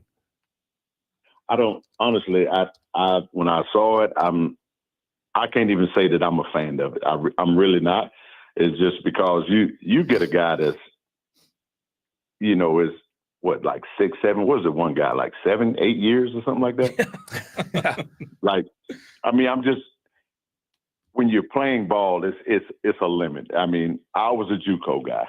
I didn't qualify to high school. I ended up signing with the #1 junior college in the country, which was Itawamba. For those who don't know who Itawamba's in Mississippi. It's the same junior college that Clemson and South Carolina sent all their guys and hit them away.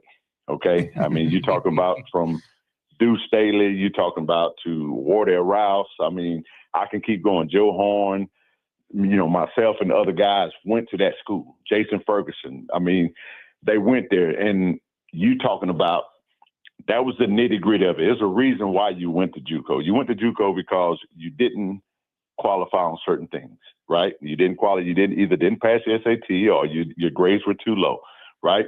So now you got guys that's not even, neither one applies because it's so easy for guys to get into college now because I don't even think they taking the SAT anymore.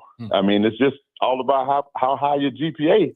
And correct me if I'm wrong, I may be wrong on that, but it's just, when that COVID hit, a lot of guys got eligible to go to Power 5 schools, Division I schools without having test scores. You know what I'm saying? So now once they did that, it's like now if you do it one time for somebody, now you got to erase whatever rule that is and remove it. And that's what's happening now with that. You see what I'm saying? Because you did that with the guys for COVID. So now you say, hey, I got to remove SAT requirements to go to, to big schools now.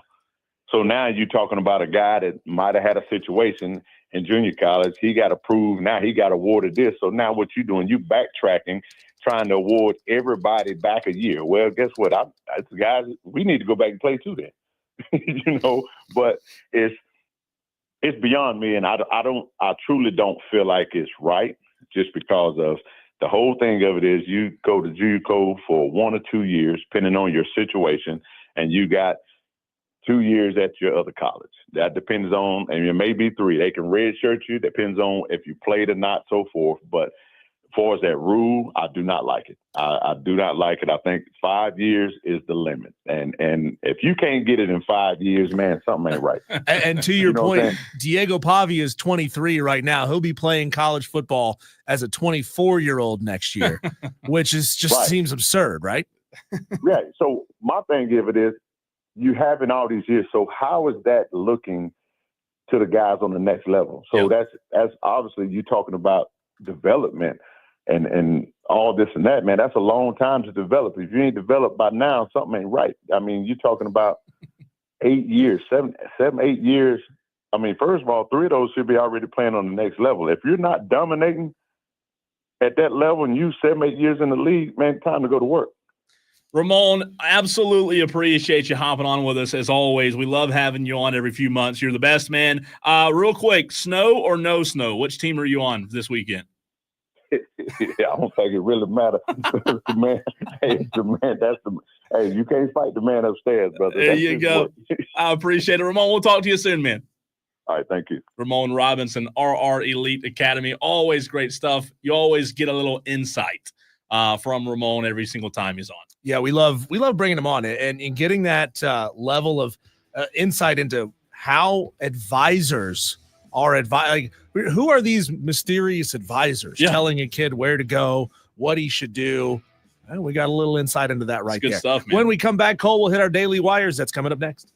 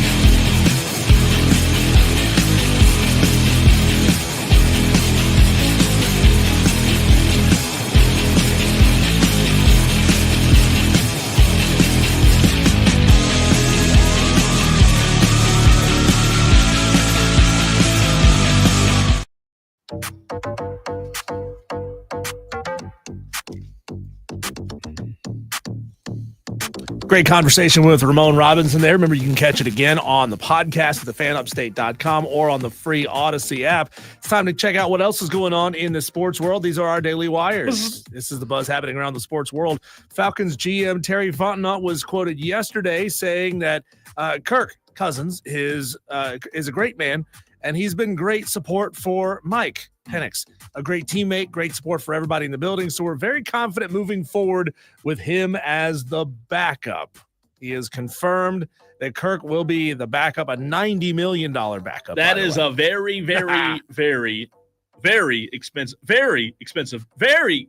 backup. Just out of curiosity, how much is Andy Dalton making? Probably not 90 mil. I would say not even close to it. You right? The family of former Titans tight end Frank Wycheck, who passed away about a year ago from a fall in his home, released $5 million.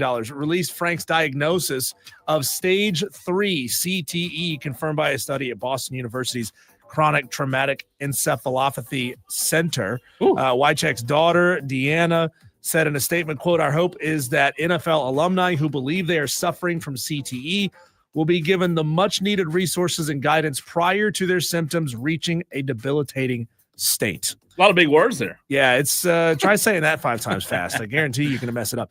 Adam Schefter reported that the NFL is continuing to monitor the LA wildfires and would move Monday's wild card game between the Vikings and Rams to Arizona if necessary. That did happen a few years ago. They had to move an LA game to Arizona for that reason. It's so sad what's happening out there right now, man. Like the videos, it is total destruction. When you're seeing like hurricane force winds in a fireball, God, that's terrifying. Oh, one weatherman called it was a great, I thought it was a great way to capture what was happening. He called it a fire cane.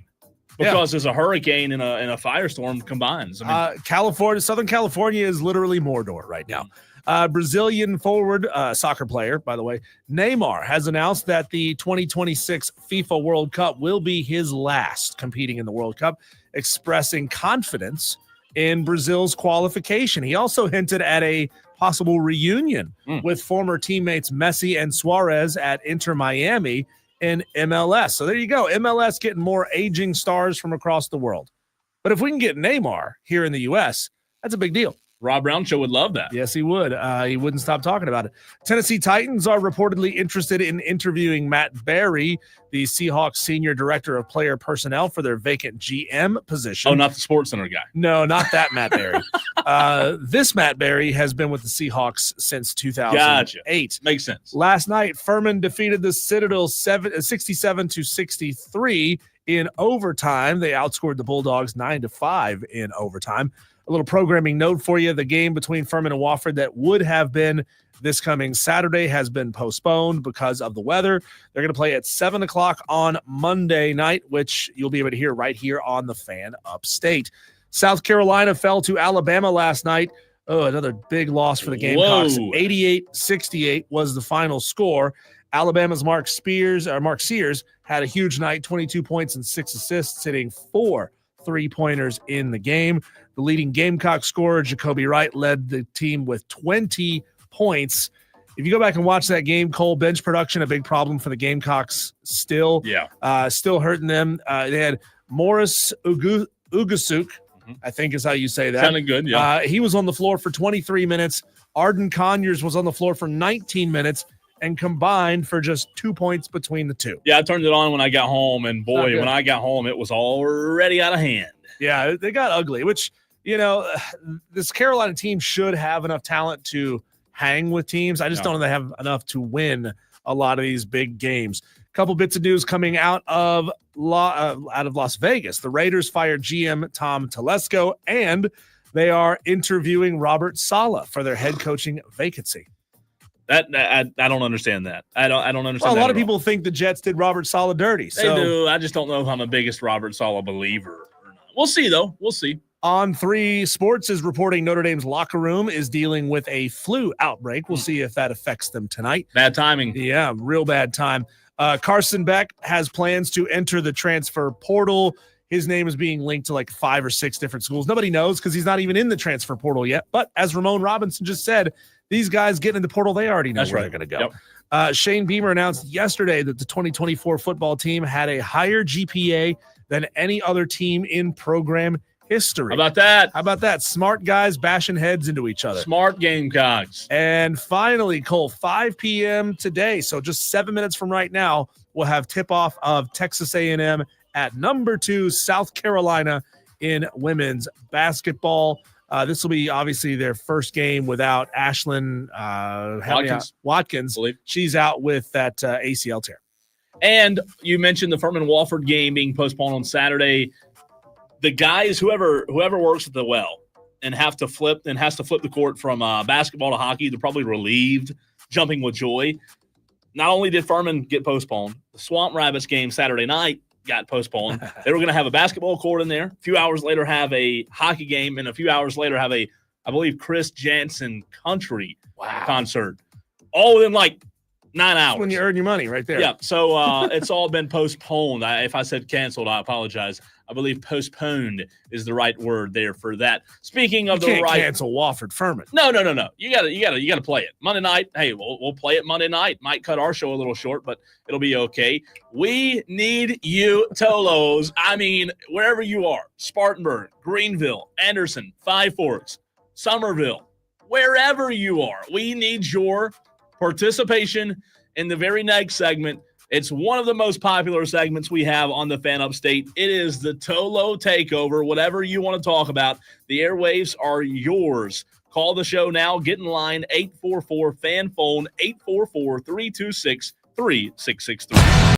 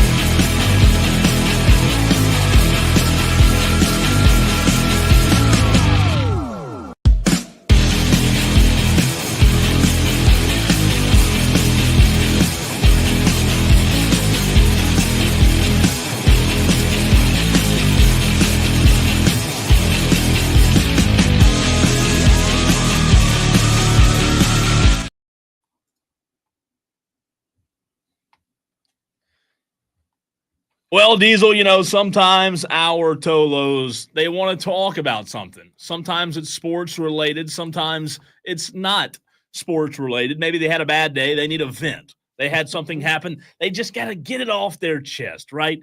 A chance to sound off, if you will. Right now, Thursdays at 5 o'clock is your opportunity to sound off like you have a pair, whatever you want to talk about. Sports related, non-sports related. Want to make fun of me, make fun of Diesel. The floor is yours. It is the TOLO Takeover.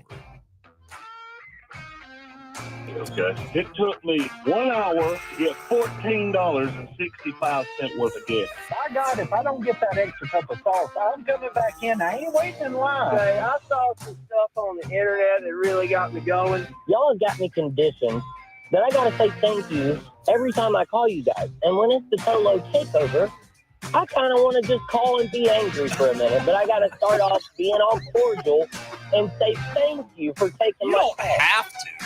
This isn't a bad part. I mean, that's a bad part, but that's not why I'm mad as hell. The Gamecocks are trying to win and What's your on name? Saturday. Y'all need to be fired. The grocery stores, at least the ones nearest me, are completely out of frozen pizza, except for cauliflower pizza. Oh. So if you are at the grocery store and nobody will buy your cauliflower pizzas, maybe you should stop carrying. What really ticked me off when he speaks, not because he's the Clemson football coach, but when he speaks about an ACC game, he makes it seem like it's some big ordeal. Dabo, your schedule sucks. And I am pissed off today, okay? It took me 1 hour to get $14.65 worth of gas. That's it. That is how you make a promo. Diesel, you said last week we've got to update the promo. We do. Well, guess what? We can't update it with a bunch of lousy calls today. We're calling you out, Tom. Yeah. We're calling you out, Rick. We're calling you out.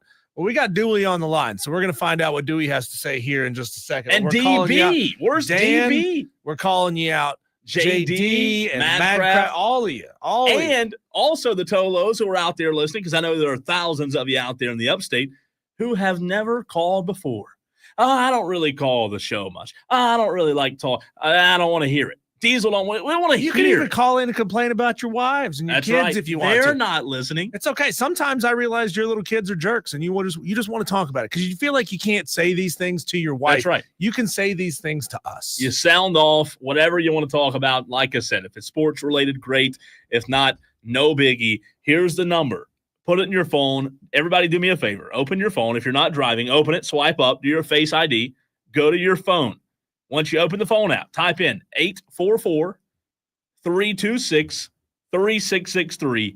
We need the best TOLO takeover that we've had yet right here on the Fan Upstate. Diesel, do you want to sound off on anything, or do you want to let Dewey go first? Let's let Dewey go first, okay. And then I've got something that I got to complain about. All right, let's do it. Dewey, you're on the air. What's up? Yes, I need to talk about this snow business. What's your name? First of all, every time they mention snow, everyone goes crazy. Chris Justice gets online and he starts talking like a little schoolgirl, and he's all excited. And then everyone else gets excited. They jam the roads.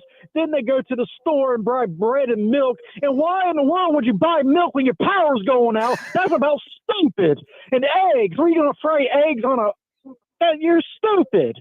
And then snow. We're going to get a gazillion inches of snow. We're not. We're going to get rain, and we might get a little bit of ice, and that's it. And everyone's scared for no reason. And it's just chaos. The roads are chaos. Woodruff Road is worse than ever. And it's all because of the snow business. Chris Justice should be fired for creating chaos. Oh. Diesel, that may have been Dewey's best call ever. Was that Dewey's best call? I'm glad he stopped short of blaming it all on Big Grocery, just trying to sell out on their milk, bread, and eggs. Oh my gosh. Dewey usually is like somewhere between like a C and a B plus sometimes with his calls. I think he hit the A there. I think and blaming the local A plus. Oh, okay. A plus. There you go. Blaming the local weatherman. I mean, that's great, right? Dude, I gotta rant for a minute about why in the hell is dog food so dang expensive? Ooh. You know, everything's getting expensive, but dog food is just something that's been baked and squashed down into a little pebble and thrown in a bag. Yeah. You can buy it just about anywhere. It's like a commodity level at this point, right? You can buy the kind of dog food we get at the vet, at Walmart, at Tractor Supply, at Lowe's Foods. You can buy it at all the pet stores. Why is it $77 a bag? Huh? $77 a bag. What kind of dog food for are you this buying? Food. Hills. Golden Nuggets? I mean, we have an expensive dog, so $77. and that bag lasts for like 2.5, 3 weeks, and I got to go do it all over again. God. I mean, is it the same thing as Purina? Is it the same thing as the cheap stuff? I don't know. But why is this stuff so expensive? They've got a formula. They've got it figured out. Start bringing the prices down. Donald Trump, if you want to impress me, bring the prices on dog food down. You hadn't done a thing yet to bring the gas prices down or to bring the price of eggs down. You said you were going to do that. Oh, he's not I know he's not in office yet. yet. But still, can we add that to the agenda? Bring the price of dog food down, because I want to get a second dog, but I can't afford $150 every 2 weeks in dog food. That's ludicrous. I did not realize dog food was that much money. I mean, that much per bag. That is insane. Guy in front of me in line had 2 50-pound bags of dog food. I was like, what kind of horse are you feeding over there? That pal? is a lot of money. I mean, it's just like Cousin Eddie in Christmas Vacation, just slamming bigger and bigger and bigger bags of dog food on the cart. And how many times do you feed them a day? 3? Twice a day. Twice a day. Twice a day. Like big scoops? Three scoops. Oh, and a scoop my is God. a scoop is 3? roughly the size of a coffee cup, right? That's a lot. He's a 75-pound dog. He might get to 100 pounds. Oh my gosh, that's tough. I agree with you. That's a lot of money. I don't like it, man. You're spending more on him for groceries probably than you are yourself. I'm telling you, dude. And I'm just thinking, like, every time he goes out in the backyard and takes a crap, that's like $5. Yep, that's expensive crap. Damn, look at that. All right, 844-FAN phone, 844-326-3663. The TOLO Takeover is happening right now. Take over these airwaves. If you say, Cole Diesel, y'all talk too much. Y'all are stupid idiots. Well, the floor is yours. Leprechaun of Lyman wants to chime in. 844-FAN phone with an F. Leprechaun, you're on the air. Well, howdy-ho to you, boys. Diesel, I gotta say, you must be buying some pretty bougie dog food if you're spending $77 a bag. Whew, I couldn't afford that. But anyway, well, actually, I probably could. I've got a huge stash of gold sitting behind me. Anyway, it was such a good idea. I decided to run with it. You know what? I'm going to Dave & Buster's tonight at 7:30. If any of you, you don't have to be a Notre Dame fan. You could be a Penn State fan. You could be a Clemson fan, South Carolina fan. You may not know a thing about football. That's okay. What's your name? Coming out to Dave & Buster's tonight at 7:30. I'll be there. Look for me big green hat. Woo-hoo! Thank Dave you, Leprechaun of Lyman. How about that? How about that? So you gave him an idea. Calling all college football fans. You want to hang out with the Leprechaun of Lyman.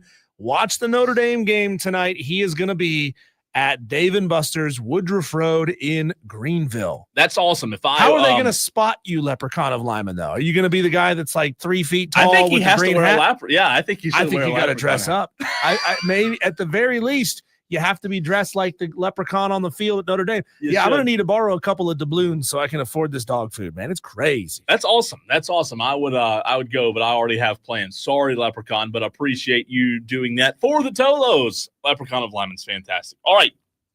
The one, the only DB is on the line up next. The mastermind behind the Upset Picks Challenge. DB, what's up, man? Oh, hey, how's it going? Happy New Year. You too, man. Yeah, I don't have any much to complain about. I mean, things are all right. That's Going all good. right on my end. Did you ever get that tree off of your barn back there, DB? Yeah, the trees are removed. I'm just dealing with contractors trying to get estimates and figure out all that. It's good, though, that like you get a call, people are upset. DB's like, hey, look, life's good. I don't have anything to complain about. I mean, I wouldn't want to be dealing with contractors this time of year. I hate dealing with contractors. You have to call 10 of them to get 3 of them to call you back. Yeah. Right. Yeah. DB, you got any predictions for the game tonight? As much as I was sort of rooting for Notre Dame. I don't think, especially with the few players sick and whatnot, I don't think they're gonna pull it out. Had they said who is sick, though? Like, that matters, right? I would think, yeah, maybe it's just a bunch of third and fourth stringers. That wouldn't matter. I mean, but if it's the right tackle, who cares, right? I mean, do they have to abide by the same rules as the NFL where they have to tell you who's injured, 48 hours prior or whatever? I know they do for conference games. So when it comes to playoffs, I don't know what the procedure there is. It's a great question, DB, but I don't know. Maybe does the flu count as injury? I mean, I guess that's where we're at now. And again, what players is it? If it's a freaking, like you said, second string left tackle, yippee-doo. Yeah, no, I mean, but it should be fun to watch. Hopefully, it won't be a blowout. No, I don't think so. Good to hear from you, DB. Well, Dan, if you're not doing anything tonight, go see Leprechaun of Lyman. There you go. He just texted back in and said he's going to be wearing a big green hat, so he'll be easy to spot. Mm-hmm. I like it. That's a bit of a drive to go one little football game. All right, how much snow, DB? Before we let you go, how much snow? What we get? Well, let's see. The last time I had measured 6 inches on my deck, I'd be happy with a good solid 4.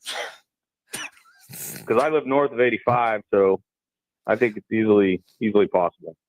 You can tell neither Cole or I were responsible enough and mature enough to handle you saying you would love a good solid 4. There you go. Cole had to get up and walk away from the microphone. Thank you, Dan. God! Did you hear what he said? I'd take 6, but I'd be happy with a good solid 4. On his what? Oh my God! I about fell on the floor. DB, I don't know if that was intentional or not, but oh my goodness! Speaking of a good solid 4, we got Tom on the line. Woo! Tom, hope in you can follow that, buddy. I don't even want to begin to think what y'all are talking about. And I'm sorry I missed the end of Dewey's call, but, all I heard was Dewey yelling about a weatherman or something. But today has been a very frustrating day for me because I woke up this morning. One, I thought today was Friday.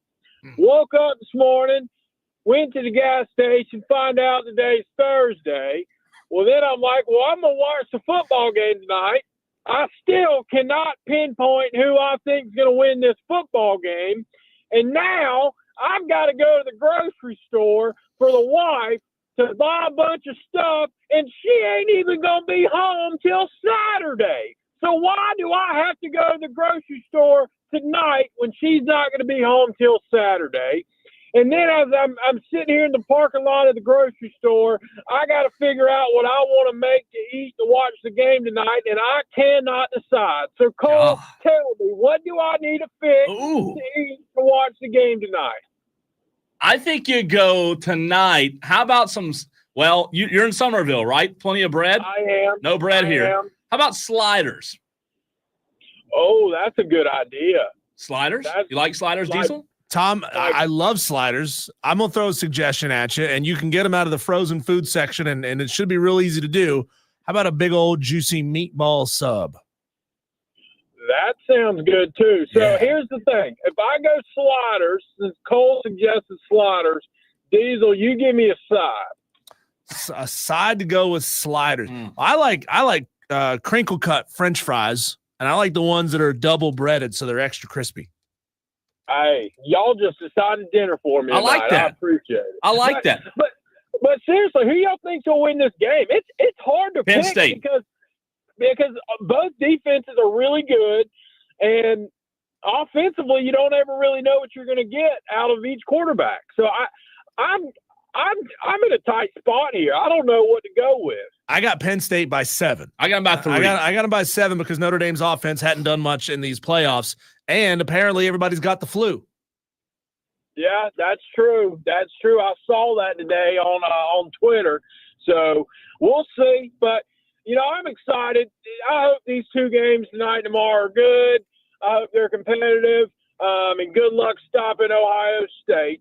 Other than that, same showing out of the Gamecocks basketball last night in 2 conference games. They've now lost by a combined 55 points. Ooh. So It's going to be, like I said, it might be a long season. But guess what? I got good news. All right, let's hear it. We're only 235 days till the Gamecocks kick off in Atlanta, baby. 235 days. That is fantastic, Tom. Appreciate the call. TOLO Takeover. You've got a couple of minutes. If you want to get in, you don't have much time. We can probably get one, maybe two more in. Madcraft says we have to pay him to call in. Oh, never mind. Who do you think you are, an Odyssey NFL insider? Forget it. No. But as Jersey Joe says on the stream, forget about it. Not happening.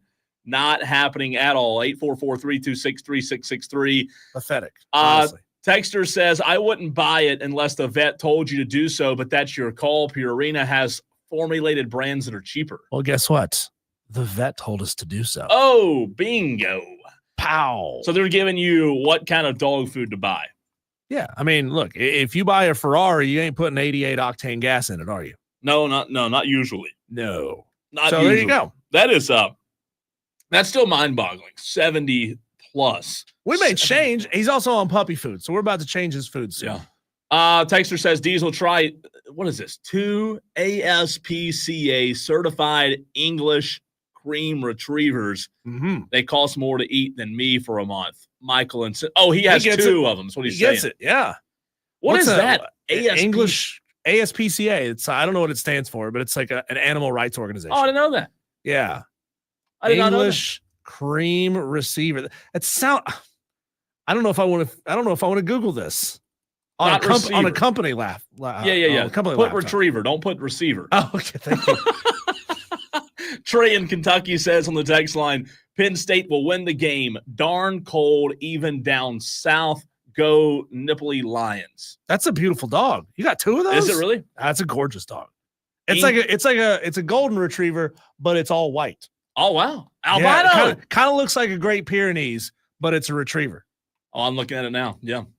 English cream retriever. You learn something new every day on Wire to Wire. It looks like a lab kind of from a far off distance until you see the retriever, all the hair. Texter says, what kind of dog did you get? Asking you, Diesel? Doberman Pinscher.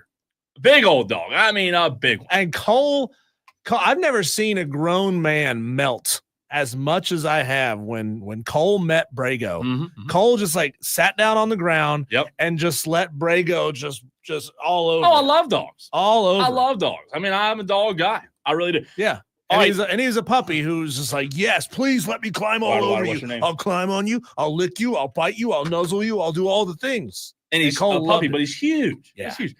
He says he said he did. I can't talk all of a sudden. Madcraft says on the stream that he was not going to call, but guess what?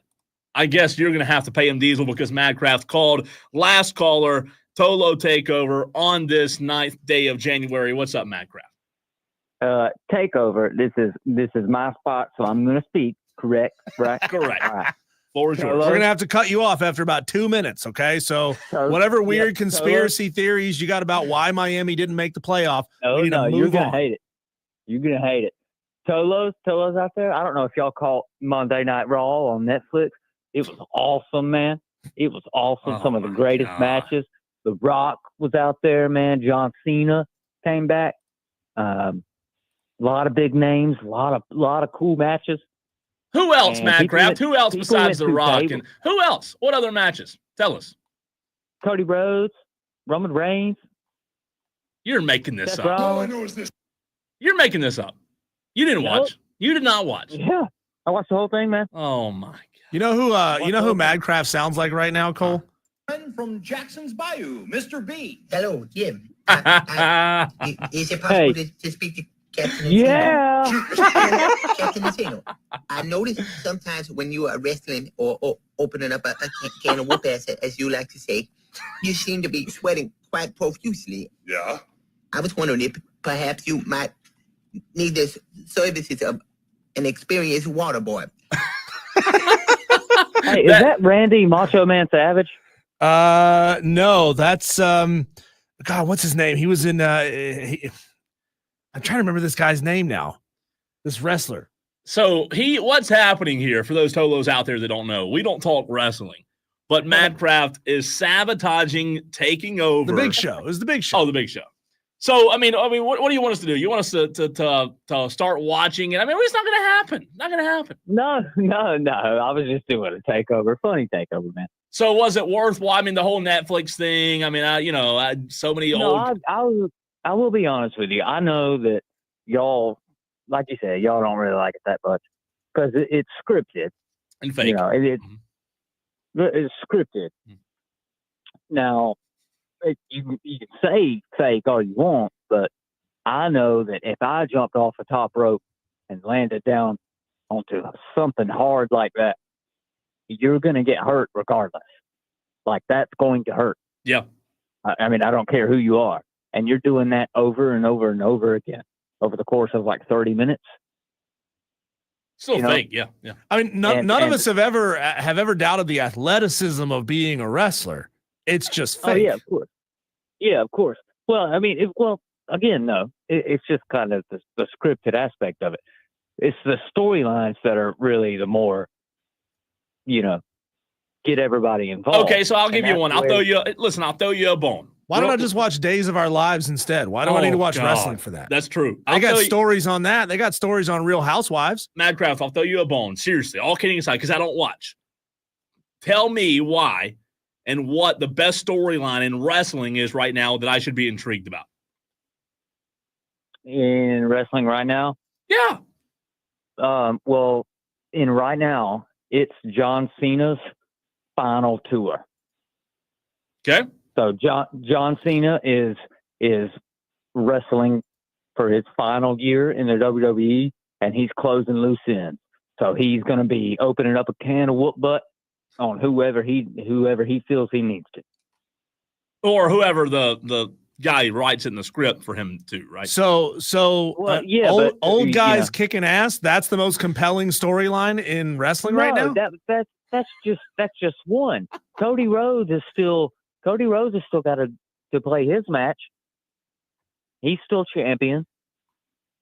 Hey, champion of what? BS Mountain? He's champion of the WWE. Listen, yeah, you're entitled to watch whatever you. Hey, last thing before we let you go is Miami getting Carson Beck. Carson Beck. I think we have a better shot than most people, I would imagine. Do you want Carson Beck? Yeah, I mean, I'd be fine with it. Yeah, I think so. Apparently his girlfriend is at Miami, one of the Cavender twins. So, that's another great reason to go to South Beach. I forgot about that. Hey, a quick hashtag bolt up, guys. Charters Saturday. I like it. Love it. Thanks, Matt Kraft. Appreciate the phone call. There it Wire is. to Wire with Diesel and Cole Bryson. Another successful TOLO takeover. We'll do it again next Thursday at the same time. Be ready to bring it. All of y'all listening, not calling in, afraid to talk about what it is that ails you and bugs you right now.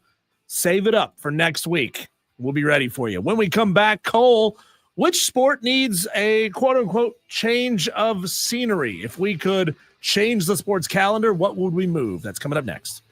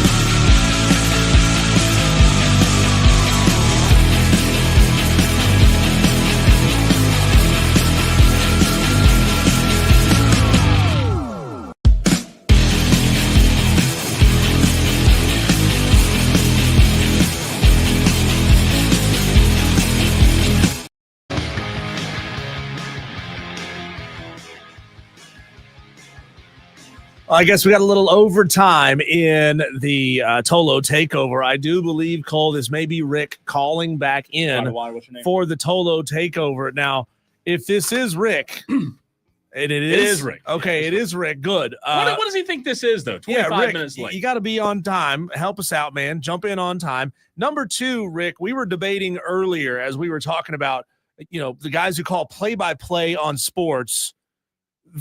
And then should they call it turn by turn when you're talking about NASCAR? But I wonder what you would call yourself, or what would you say you're doing when you're calling cockroach racing? You can't call it play by play because there's no plays. What would you call it? Scuttle by scuttle? We had a announcer that was good, and he just called who was ahead with the cockroaches as it went on. I thought you were the announcer, Rick. Well, I was until kind of had a little problem with it. So we got to shut down. We hired somebody to do I did it for about a year and a half. He did it for about 3 months. Can you give us like a 15-second sample of what it's like to call cockroach racing? Yeah, I can. They're off. Cockroach number 6 is ahead by a hair. Number 1's gaining on the corner. That's about it. That's riveting stuff. That's riveting. He's ahead by an antenna, not by a whisker. Yeah. Or a hair. by an antenna. Yeah. Yeah. You are going to be penalized, Rick, for calling in late, though. I He's hope got you know a thorax and a half lead on the adjoining cockroach. Let me tell you why I'm late. Okay. Okay. I started a new business. Oh God. And it's called Boober Eats. Say it again. Yeah. Boober Eats. Okay. And what I do is I get girls to dress up in scantily clothes, but they didn't want to drive today, so I'm having to drive them around delivering. So I'm sorry I didn't call in. They don't like to drive when it gets cold or when they're impending weather. So I was driving around the girls. Well, that's a good excuse. Good excuse. Best one I've heard yet. Is that what you want to take over, or is there something else? No, takeover is if you got any kids, you got to let them grow up. My daughter called me a while ago just frantic because she didn't have any antifreeze in her car. Can't you stop at the Advanced Auto and get antifreeze or what? I had to go to her house. I have a Fiat, so I bought European antifreeze, which is pink. I put it in her car. She saw that it was European on there and freaked out because she's in a Jeep Grand Cherokee. I tried to explain to her that there's no difference in antifreeze. The only difference is it's set. They got more silicone in the European antifreeze for temperatures lower. Oh, I thought you were still talking about your Boober Eats and the amount of silicone. Oh, Lord. Well, you can mix them up, can't we? But I had to go put antifreeze. So I put the European antifreeze in her car. She called me 30 minutes later. Daddy, you put the wrong kind of antifreeze. How do you know what kind of antifreeze I put in my car, in your car? You don't know nothing. I have to put air in her car, have to do her tires. People, are you listening to me out there, Tolos? Quit doing for your kids after 25, okay? She's 33. She needs to do for herself. Rick, was this the same daughter that called you and told you she spent $200 on premium air to fill her tires up? Yes, it was. Well, that makes sense now. Yes, it makes sense. Very much sense. But it's just can I put it out as a, what do you call it, where you just let people. Public service announcement. Public service announcement. People, if you got kids, let them go at 25. I haven't let mine go. I've got a 33 and a 28-year-old. They come around Daddy for everything. Is the 28-year-old any better at this?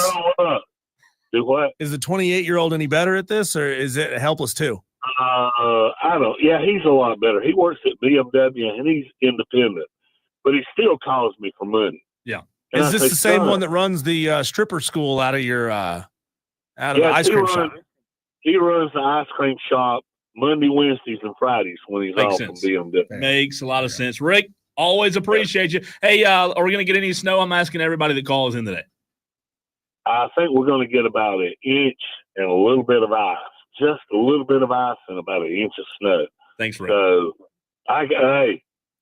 anybody needs food, remember Boober Eats. We're on BooberEats.com, okay? Thank you, Rick. Oh, now, a little bit of ice and an inch of whiskey. Now we're talking about something right there. You never know, man. Like Rick calls, you just never freaking know where it's going to go. Texter says, wait, is Rick confessing to selling prostitution? I don't know what Rick said. I don't know that qualifies legally by the state of South. Now, if we have any lawyers in our audience who are toloing right now, let us know. Does that count as prostitution? Then you would say Hooters is prostitute, and it's not. It's just tantalizing. Woo! I need a break after that. It's Wire with Diesel and Cole Bryson. And Cole, I told you, I'm not sure we're going to even get to the topic that we want to talk about here.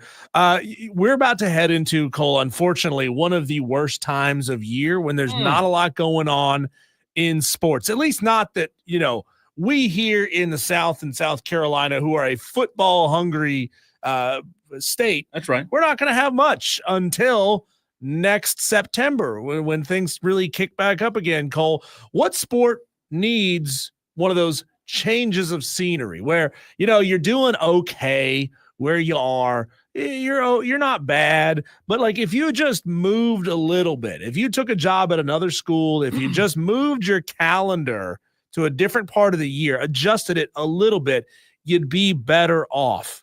So to give you a sense of the calendar, this is a simplified version of that. The NCAA basketball is roughly December to March. The NBA is October to April, as is the NHL, October to April. Major League Baseball is April to October. Football is generally September to January. And you got the PGA Tour from January through mid-September. Which one of those needs to move to improve our sports calendar overall? I've always said I don't know if it would improve the sports calendar, but I've always said that NBA starts too early. I think it should start like on Christmas Day. I just think that when you talk about a sport that the ratings are terrible and in the gutter right now, if you knocked this October, November, early December part of the schedule off, and I know you still have to put some of those games on the back end, but go ahead and shorten the season a little bit and put some games on the back end, Diesel. I think the NBA should start on Christmas Day, maybe a better build up, because nobody's watching NBA in October. Nobody's watching NBA in November when college football is really, right in the middle of their season. So I think for me, I would say NBA needs to start at the very end of the year. I'm going to move the NHL up, or I guess back about 2 months. So instead of going October to April, I'm going November to June. How about that? You get somewhere to go when it's hot outside. It's hot outside. You want to go in somewhere to cool off a little bit. You go to a hockey game because the arena's nice and cold. How do you feel about that? Moving NHL. Do you think it'd get more viewers, more people watching? I would hope so, because I don't watch it until the playoffs. It's a full contact sport that you would be able to watch so over the summer. You're saying starts in October. Okay, and goes to April. Yeah, start at when? I'd start it in like November or December. Yeah, I'm fine with that. I'm good with that. Why not start it? You know what? Take that back. Start January 1. Okay. Go January 1. That's late, though. And then go on through like the end of June. Yeah, maybe so. Could you imagine a 4th of July Stanley Cup Finals game? Be a weird one, right? I don't know how I'd feel about it. I mean, it might be awesome, though. Texter from the 838 says April, especially up north where they still have snow. I would say baseball needs to start at the end of May around Memorial Day. Well, I think it impacts college baseball more, especially up north. I mean, that's probably why all the good baseball teams are down south. Well, you'd have to shorten the season down. If you wanted to start it in May and then still have it go through October. Texter says, can we shorten the baseball season and move it to never? Good text. Funny. Texter says college basketball either in the middle of December or 1st of January. I don't hate that either. I think December is a good time for it. I don't know. What's it start now? Middle of November, college basketball. Is that right? Yeah. Right around roughly. Thanksgiving? Yeah, roughly. Yeah. I don't know. I mean, not many people are paying attention because that's usually when, your power program is playing the Sisters of the Poor and you're going to beat them 130-25. Right. Like that's a preseason game. I just wonder, though, on that NHL. I'm just trying to think of what it would be like if it were really late like that. I don't know. I might like it. What do they say? You don't knock it till you try it. JB on the stream says, I think Diesel needs to start campaigning to get us an NHL team in Greenville. Guess what, JB? I've been campaigning on that for years. Yeah. I've been campaigning on that for years. Call ourselves the Reapers. Now, I don't know if we couldn't be the Carolina Reapers because we already have a Carolina Hurricanes, but I like Carolina Reapers. Well, because it's a hot chili pepper and we're known for that. It's from right here in the upstate. I love the idea of it. I want a sports team in the upstate too, like a major league sports team. But I think that when people have the conversation of why don't more people go to the minor league hockey teams or the minor league hockey games, Diesel, and the minor league soccer games, I just don't know that this area supports soccer and hockey. I think a major league baseball team would work before one of those did. It may be a stretch, but we'll see. Spartanburger's coming to town. That'll be a lot of fun to see the attendance on that. I think Spartanburg will embrace that. So a lot of fun, a lot of good conversation around that. Diesel, in the very next segment, now that we know there's our mascot right there, Cole. Which one is it? Oh, the Reaper. It's a Reaper. I like that. Holding a big old hot chili pepper. Yeah. Come on now, put some flames on it. Let's go. I like it. Keep that. Send that to the marketing team, and they'll get right on it. I'll text Mayor Knox White. That's right. Now that we know, Diesel, the playoff picture in the NFL, which two teams would you put your hard-earned dollars to be playing in February? Now that we know the picture, Tolos want to hear from you next.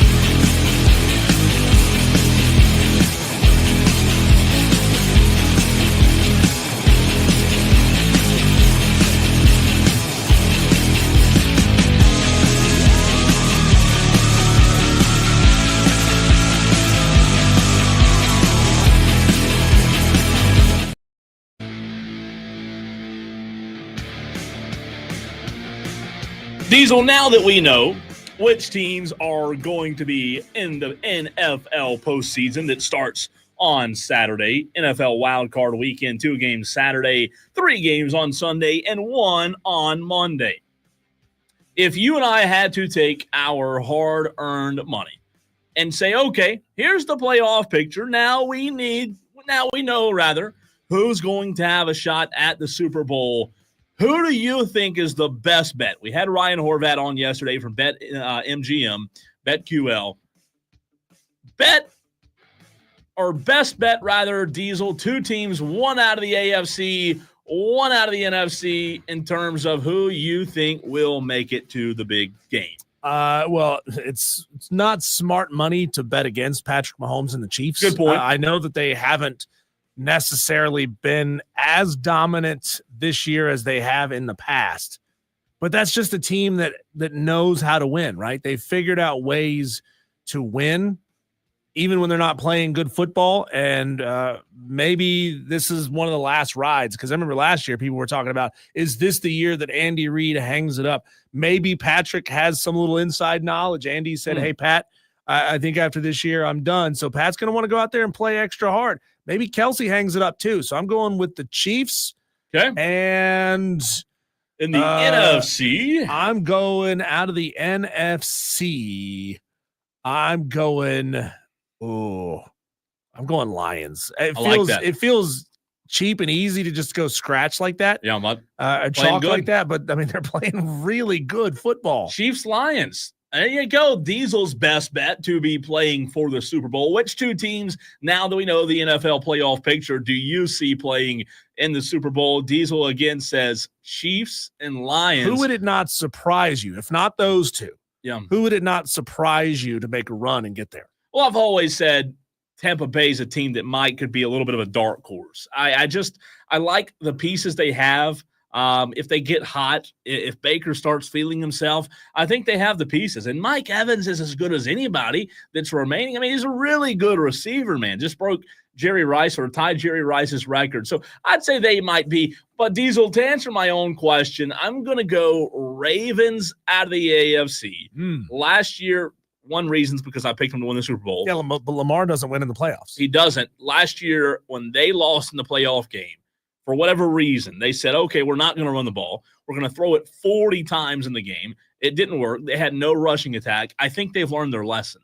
I think Baltimore in the postseason gets over the hump, gets over the Bills, gets over the Chiefs. I'm going to go Baltimore out of the AFC to represent the AFC in the Super Bowl. And then from the NFC, Diesel, this one's tough, but I like the Minnesota Vikings.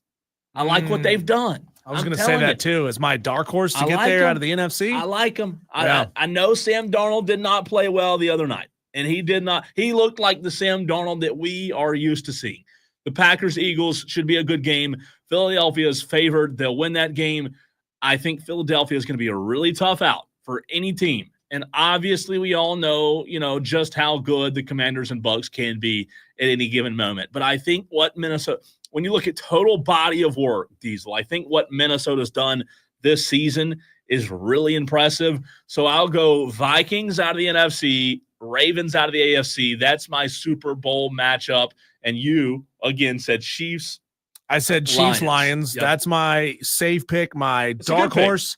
I also was going to say the Minnesota Vikings, and I promise you I'm not saying this to suck up to Madcraft because I have no reason to do that, but I do think the Bolts might have a chance. They're going to have a chance. They're absolutely I think they're a really good football team. Jim Harbaugh, wouldn't that just be poetic to have Jim Harbaugh back in the Super Bowl in his first year? Come on. Yep. No, I'm telling you, I like that. I like the Chargers. They're really good, man. When we come back, Cole, we talked about how tough the next 5 games are going to be for the South Carolina Gamecocks men's basketball team.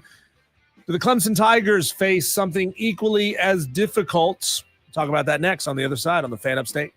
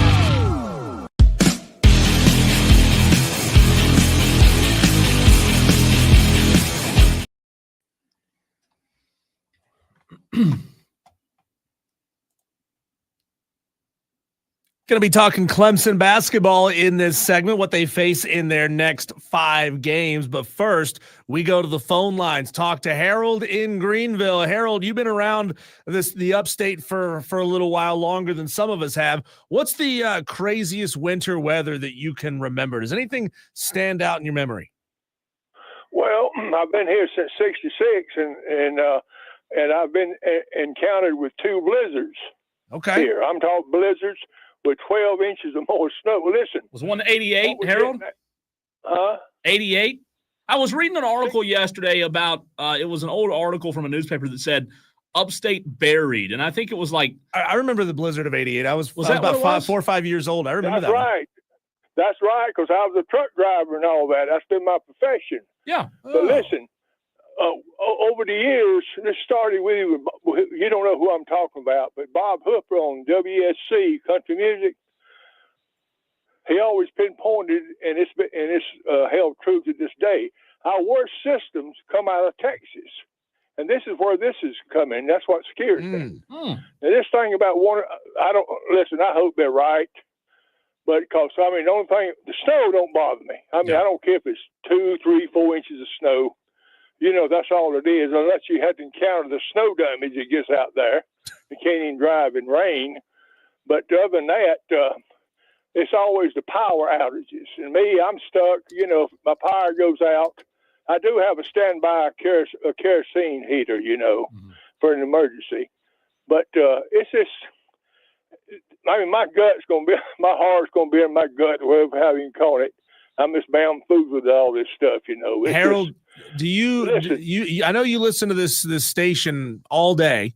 Do you think Rob Brown knows how to drive in snow? I don't know, because I don't listen to him. He's a Florida boy. Against him, he's a Florida boy. boy. The stuff that he brings up, what he talks about, I have no interest in. That's okay. I know I like mad crap, but man, don't start getting wrestling on the stage. And Gamecocks, listen. That's right. I'm gonna say 19. You think Carolina will go over or under? I'm gonna say under 19. I listened to that game last night on the radio. It's pathetic. 19 wins. Shoot, 19 wins. Yeah. You think it'll be over under 19? Well, they're sitting at 10-5 right now, and then they got their SEC stretch in front of them. Can they win 9 more games down the line? They'll be lucky to even come close to half of that. They've got to get them in the NIT, which is one thing I enjoyed about Dave Odom. They didn't make the NCAA, but he gave 3 postseason enjoyment in basketball to see those players keep developing. Yeah. Going to 3 national championship appearances, losing the first to Syracuse, then he won the next 2 back-to-back at Tide St. John's. So I can go. But Eddie Fogler was the best basketball coach in my time at Carolina. He come out of Vanderbilt. Well, to win the first 2 years, there's either 1 and 2 or 2 and 2, but that Coppin State, that was the first time what's your name? A ranked team in that position ever lost to a team like Coppin State in that position. But guys, I could talk. Listen, I could talk 2 segments on stuff, but I know you're pressed for time. But I listen to you every day. And, appreciate you, Harold. Listen, y'all brought me out of something. I'm so glad. Out of politics. Maybe I'll live a little bit longer. Okay. Appreciate you, Harold. Yeah, I think politics shortens people's lives, man. It makes people miserable. And to achieve what he's talking about, 19 wins this year, the South Carolina Gamecocks have to go 9-7 down the stretch. And considering what they've got in front of them, even just over the next 5 or 6 games. I just looked at the schedule. Tough, they're not winning 9 games. They're not winning 9 more. They might win 6. Yeah. I just went down game by game. So now you're talking about roughly a 500 season. 16 and 8. Yeah. Roughly 500, depending on what happens. You're right. That's rough. Let's go to the phone lines again. I think is this the first time we've had this Tolo on the phone before? I don't know. From Indiana. Welcome to the show, Sam. What's up, fellas? Can you hear me okay? We got you loud and clear. I called in once before to defend the Hoosiers once. Oh, yeah. I remember you, Sam. That's right. So I'm teasing. I had to hide my face. I actually went up to South Bend and went to the game. So it was ugly, but it was cool to be there. But this is my first. I've been in the Upstate 3 years now, and what am I? No, my hometown got 12 inches last week, so I'm used to real snow. It ain't snowed since I've lived down here. Is everything closed? Like what am I getting myself into this weekend? People don't know how to do it. A Waffle House is always going to be open. That's you can't all that go matters. wrong with an all-star breakfast, smothered covered chunks and cap. That's how, and peppered. That's how I do it. No, Sam, realistically, it's always been, the ice that's been the problem that will keep kids out of school for several days. And up north, like everybody talks about, well, we can drive in the snow, but I'm telling you, up north, y'all don't get like bad ice, do you? Or we do. I'm teasing about it a bit, but the real answer is we just have more resources to clear it faster than y'all do. Y'all don't have a reason to keep it. That's right. But my advice to anyone down here that's new to the snow, if you're driving in it, drive a little slower. And if it's a little dicey, drive a little slower than that, and you'll be just fine. But, hey, real quick about don't slam on the brakes. Don't lock up the brakes because you will slide. Hit the brakes gently. Slow down slowly. If you go slow enough where you don't have to worry about it, Sam, you talk about resources. I don't know. This will be an interesting question to ask tomorrow to our Tolos. I'll tell you this. I've been driving. I drive for work, not drive for work, but I drive all over town, and Diesel does the same, driving around. I have not seen any snow prep this week. Have you, Diesel? Well, did you know I-85? It was kind of dirty. Is that not slag and salt they've been putting down early? It may have been. Yeah, I mean, it doesn't hurt to put that down preemptively, but the temperature's not going to be. For y'all, for normal snow standards, it's not going to be freezing cold this weekend. I know it is for South Carolina standards, but well, people here also. It's getting above freezing both days. Most people here, Sam, also don't have like dedicated snow clothing. They'll throw on like 3 hoodies and say, that's my snow clothing. And they'll go run around in it and get all wet and get cold. But most people don't have snow clothes. Right. Well, hey, the way the Big Ten is apparently taking over college football, a little snow might be good for y'all to prepare for the future playoff run. I like it. Sam, tell me how. I know that you, as an Indiana fan, you were disappointed in the outcome of that Notre Dame game, but what did you think about Kirk Herbstreit saying that you were completely outclassed, considering the fact that not long after that, Tennessee got outclassed. And Oregon got outclassed. So to be real with you, like that, it was Kirk. It was Colin Cowherd tweeting out that Indiana should never be invited back. Like, people just talking heads losing their mind. That was our biggest gripe. We got our tails kicked. We know it, but it looks like Notre Dame's actually pretty good. Like, and we played on the road. And you only lost that game by 10. It's not that bad. Right. And so our point was, hey, we got the 10 seed. We barely got in. We got awarded a road game. It wasn't like we got gifted some great free pass. Like, we had a good year. Our schedule was a little light. Was light. I get it, but we handled it. And it's shaping up the national championship to be the 2 teams we lost to. So, like, good point. I don't know. It was. I don't know when we stopped rooting for a cool underdog story. We have the most losses in the history of college football, and coach comes in year 1 and does that.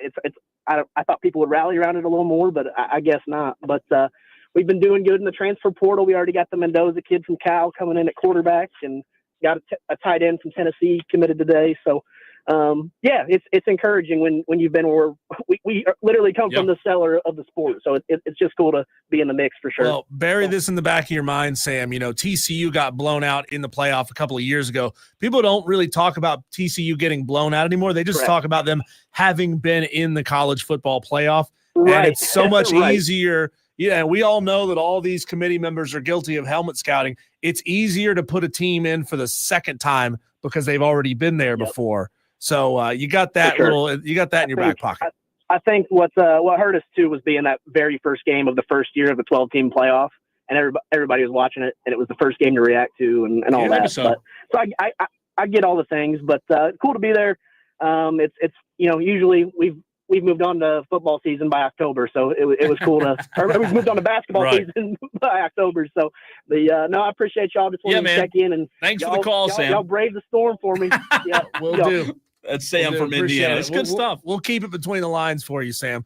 Wire to Wire with Diesel and Cole Bryson. That's 10 minutes of the segment eaten up. We love our phone calls. Love Sam. We love Harold calling in. Anybody who's never called into the show, don't be afraid. Don't be shy. We've had a couple new ones today in the Yeah. first hour of the show. We had 2 new ones, I believe. I love it. I love it. Pick up the phone and call 844-326-3663. If you're texting into the show, you're texting the same number. Just make sure you put your name on your text so we can shout you out. Just like Tolo Steve did earlier. He understood the assignment. He said the Buffalo Bills and the Detroit Lions Ooh, I like are it. going to make it into the Super Bowl. What up, Steve? Cole, so we talked about how just murderers row tough the next 6 games, last night being the first of those 6, was going to be for the South Carolina Gamecocks, and they got mollywopped by Alabama. Going to be really good under Nate Oates again this year. Yeah. And down the stretch, going to be real tough for them. They're going to be playing, ranked Auburn, ranked Oklahoma, ranked Florida, ranked Mississippi State, ranked A&M and Kentucky and Ole Miss too. Some really good basketball being played all across the SEC right now. But is that the same story for Clemson, who right now, Cole, is coming off a loss on the road at Louisville, a disappointing loss. But it was also I think it's probably going to be a quad 2 loss by the end of the season, losing on the road at Louisville. Not going to hurt them that much. This next stretch of 5 games is absolutely critical for Clemson because you're not playing the meat of your schedule. You're not playing a tough run of games. There's not a team outside of Pitt that is inside the top 50 in the Ken Palm rankings right now. Florida State is their next game. There's good teams as far as what their record is, but the analytics don't look at these teams as being elite across the sport of college basketball. Well, I said it a couple of days ago when you talk about Clemson, they've got to find a way to be more consistent within the game. They had a couple of turnovers the other night. Louisville rallied on a 14-1 run early in the game. Clemson took a lead, and all of a sudden you're looking at a few critical turnovers that things happen fast. Brownell talked about it after the game. He said it happened very fast. Louisville started out hot. Clemson took the lead, and then next thing you know, Clemson turns the basketball over 3 or 4 times, and just like that, Louisville's up on them big. They did hold Louisville to a couple of small runs in the second half. However, they didn't have enough bench production from guys other than Jake Heidbreder, I believe I said that right, to give them enough consistent play. So we talked about it yesterday with Victor Lakin. When he's on the floor, the rest of the guys, their offense is actually better. However, you're not getting enough points out of Victor Lakin to really be able to close teams out. And I don't know if Clemson, like I think back to the South Carolina game, Diesel, the Memphis game, which was on the Saturday before that, and then the Louisville game on Tuesday night. I don't know what it is, but Clemson's having a tough time closing teams out down the stretch. And all 3 of those games, they had leads, and they just can't close teams out. That's their problem is they can get a lead. They can shoot lights out, but if they take a punch, they haven't really shown the ability against good teams to answer back and retake the lead. You just mentioned those 3 games. 3 times Clemson has been right there in the game early, midway through the first half, right around halftime. And then they get that punch from a good basketball team, and they kind of just fold down the stretch. Now, they're not folding to the point where they get blown out by 20, but they're just not able to battle back and go shot for shot with good basketball teams down the stretch. And you look at their schedule going forward, Cole, Pitt really is the only good team left, or not left, but in the next 5 games. So in my mind, Clemson, it's absolutely imperative that they go at worst 4-1 over this next 5-game stretch. I mean, Florida State's 2-2 in a weak ACC. Georgia Tech on the road, they're 2-3 in a weak ACC. Pitt's good. Syracuse 1-3, Virginia Tech 1-3. You need to go out there and win by double digits in every single one of these games if you can. You really, it's going to be tough getting that win on the road at Pitt, who are 12-3 on the season, good against like level competition. You got to win those other games big by 10, 15, 20 points. I think they'll take care of business down the stretch. I do think I classified the Louisville loss for Clemson the other night as just bad timing. They ran into a red hot Louisville team. That was Diesel, their 5th straight win against Clemson, not against Clemson, but their 5th straight win on Tuesday night. Javon Hadley had 32 points, absolutely went on a tear for Louisville. That was his career best. The kid had his best night ever against Clemson. So it was bad timing for Clemson. They didn't play well. I didn't think they were physical enough. And what I watched the next day, Clemson, I think with Victor Lakin, we talked about PJ Hall leaving the program last year and kind of the void that was still there in my mind going into the season. And I still do think is there. I don't think they're physical enough. I think they've got to find a way to be a little more physical. Chase Hunter's phenomenal, but at the end of the day, if they're going to compete, and I know you said it, the ACC's down. The ACC is not what it used to be, but if they're going to compete in the ACC championship and in the tournament, if they get there, they've got to be able to be a little bit more physical of a basketball team and better at the glass. They're not rebounding and attacking the glass the way they should be right now. Well, the good thing is, the best teams on their schedule are spaced out a little bit. Pitt, again, what we just said, really good. They're not ranked right now, but they're really good. Then you got a couple nights off where you're not playing top-level competition. You got a while before you play Duke and North Carolina back-to-back, both of them going to be right here in the upstate on February 8th and 10th, respectively. Can you get some of those games? Can you beat Duke? Can you beat North Carolina? Maybe. Get take care of the teams that you are better than. Don't lose any bad basketball games, and then you got to snag one of those two. We had a great conversation earlier today, Diesel, with Ramon Robinson, great friend of the show of RR Elite Quarterback Academy. It's just so informative. Ramon's the best. We'll have that for you next.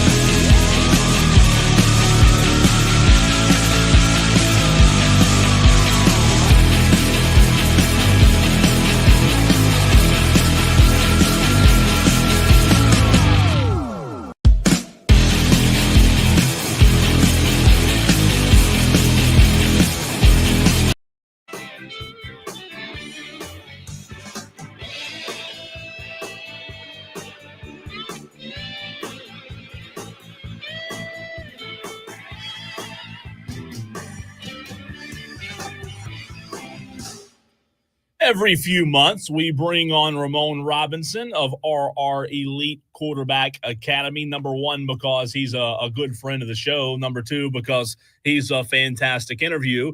And number three, he's the best. He's absolutely the best. RR Elite Quarterback Academy. Ramon, good to have you in, man. In the very last segment, we were talking about Deion Sanders with his son possibly going to the NFL one day. From someone who played that position, do you think that Shador, with his dad being who he is, has an extra added value or a sense of pressure on him as he tries to go and make a name for himself in the NFL coming soon? First off, Happy New Year. Yes, sir. And, you too, man. And honestly, you know, with the father-son, you know, the coaching, you know, duo when it comes to the dad being the head coach and the son playing as well. I think there's always added pressure there just because of the expectations of what you're expecting from your son, vice versa, you know, from the head coach as well, just because of the situation that you're put in. Because a lot of people may think that you're going to let your son do certain things and not be, you know, punished for it. And, you know, with the true, real, you know, constructive criticism. But in that situation there, I think Deion, as a, you know, forget a coach, but as a father, I think he has played and did a great job in regards to that, not showing favoritism. People can look at it and say, well, it is favoritism. He went and coached the team. No, he just used his name and used his credibility and got in a position because he's always wanted to coach. He coached him in high school. And I think that he's did that on the purposes of being able to give him the proper things that he need to get where he wanted to be, and which is where his dad was at, and that was in the NFL. And I think right now, is there pressure? I think there's always a little pressure. You can say that it's not, but I think it is. Ramon, it's Diesel here. Thanks for joining the show, and Happy New Year to you as well. The news broke earlier today that Carson Beck is going into the transfer portal. It feels like everybody's in the transfer portal these days, you know, chasing this, chasing that, whatever it may be.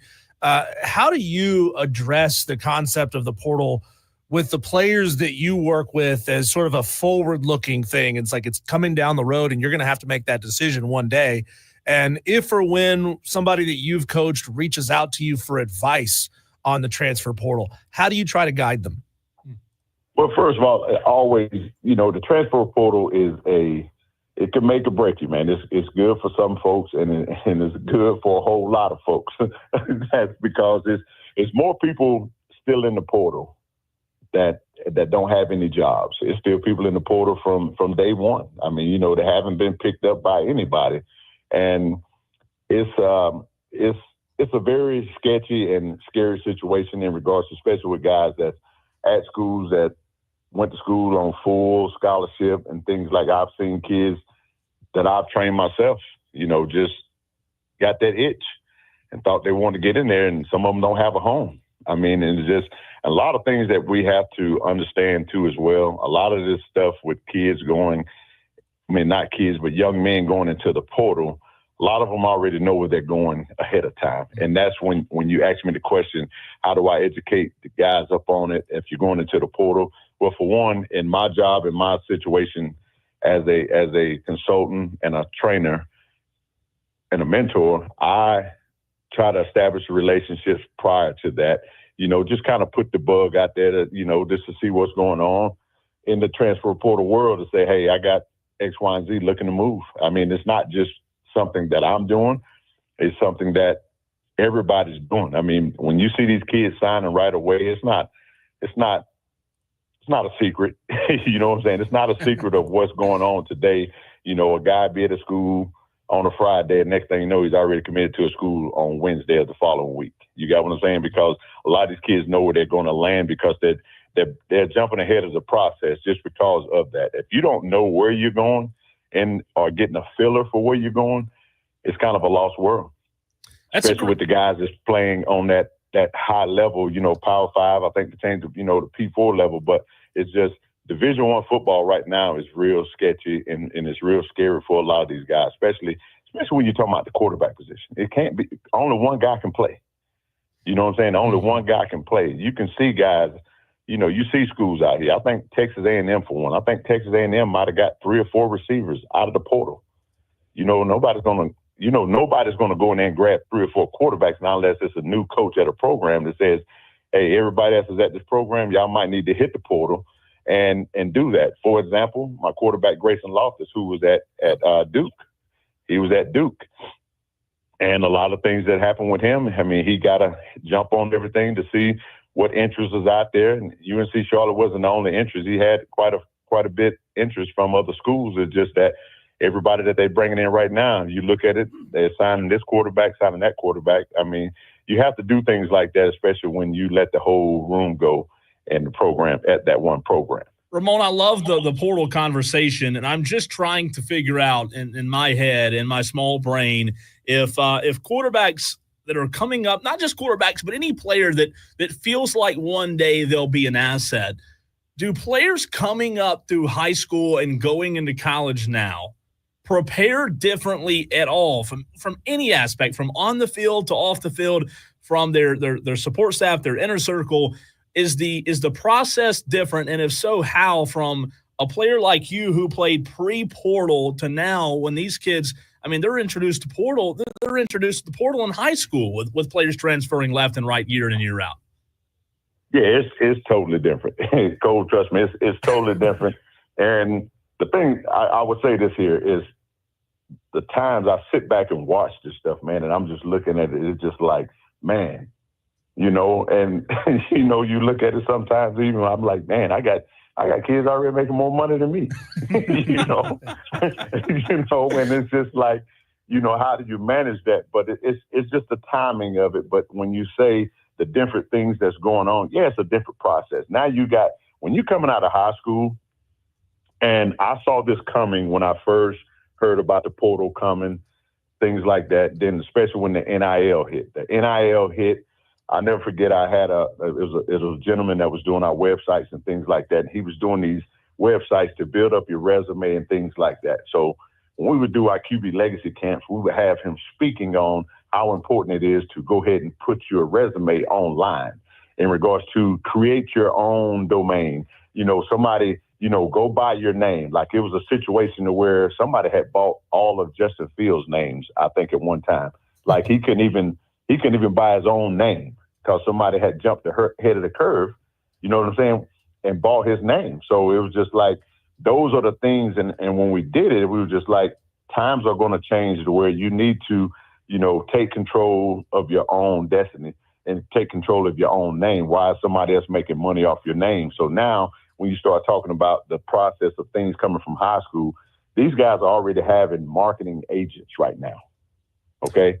And that's the key thing, is just marketing agents. And people are like, okay, what is a marketing agent? Marketing agent is the person that's going to go out here and get you the name, image, and likeness, deals with this car dealership or this furniture store or whatever it may be, and tennis shoe company or whatever it is. But it's just, those are the things that are totally different. I studied to be an agent. I'm a sports management major, and I know the game when it comes to being, a sports agent, and I know the talk, but it's just that those are the different things. And I'm able to educate them up on that just because that's what I studied and I always wanted to be. You know what I'm saying?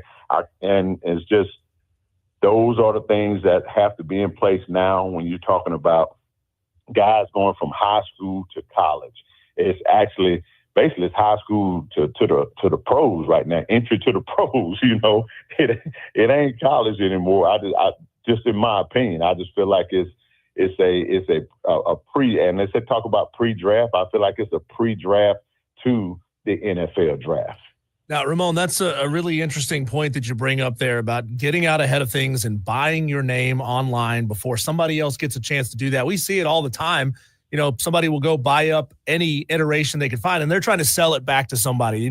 If the world identifies that Justin Fields is going to be a great player one day, especially even if he's coming out of middle school, and that's creepy to think. You got grown men buying JustinFields.com, who's a middle school kid. Another side of that aspect, and I'd love to hear how you advise and educate your guys on this as well, scrubbing their social media history before somebody goes back to dig up dirt and anything they might have said years ago. I mean, people will go back and find something you said 10 years ago on Twitter when, you're talking about potentially a 12, 13, 14-year-old kid. How do you advise players? Because it seems odd to me that it still happens, that this still gets brought up and dug up. And you'll see a kid with a tweet come out that he sent out 10 years ago. How do you advise players to deal with that? Well, for one, if you're not ready to get on social media and you're not ready for someone to actually follow your steps and follow, the guidelines of what you're doing is different lines. And the thing about it is with playing sports, like you say, everything has changed. I can only imagine some of the things if I did when I was in college, if we were social media then, and even in high school, you know what I'm saying? Just because, for one, you're still at that stage. You may be mature, but you're not there yet. You're still immature in a whole lot of ways. And you can show maturity, but at the same time, you're going to slip up and you're going to do little things. And coaches understand the little things when it comes to you may slip up on social media and do. But when you start, adding, guns, alcohol and drugs and just, racial type stuff doing like that, that's unexcusable. You know what I'm saying? But to go like something that may not be out the norm, or, just cracking on someone on social media, that's different. We had a seminar this summer and we had a marketing guy come in and speak about all those things because everybody saw what happened with Spencer Rattler this past year at the draft, in the draft, which I feel like that situation wasn't bad, but to a lot of people, a lot of people looked at that as though that was bad because it was on social media, and now everybody's looking at him like, oh, he's this cocky, arrogant guy. Well, to me, I didn't look at it that way. I looked at it as he's a competitor. They're in spring practice and they're doing, not spring practice, but they're in practice and they're doing their things, and that's part of football. Some of the greatest people that you praise out here talk and maneuver that way. You know what I'm saying? But it's just the little things that have nothing to do with football is where a lot of guys get in trouble. That's when you start talking about documenting things on social media, and therefore it's just that you have to truly have somebody, nowadays you do, with how everything doing it. But it's just that we can't be so passive that we look over a lot of things that our young generation is doing right now, because that's the reason why they're getting in trouble. Because for one, they need to have somebody to guide them, to mentor them through the process and have that conversation. And with that being said, I've yet to have a guy to have to answer those type of questions by posting the wrong things and doing the wrong things online. And it's just a matter of who you have in your inner circle that's going to allow you to do certain things. You know what I'm saying? Everybody has to be held accountable for everybody's actions if you're out for the best interest of that young man.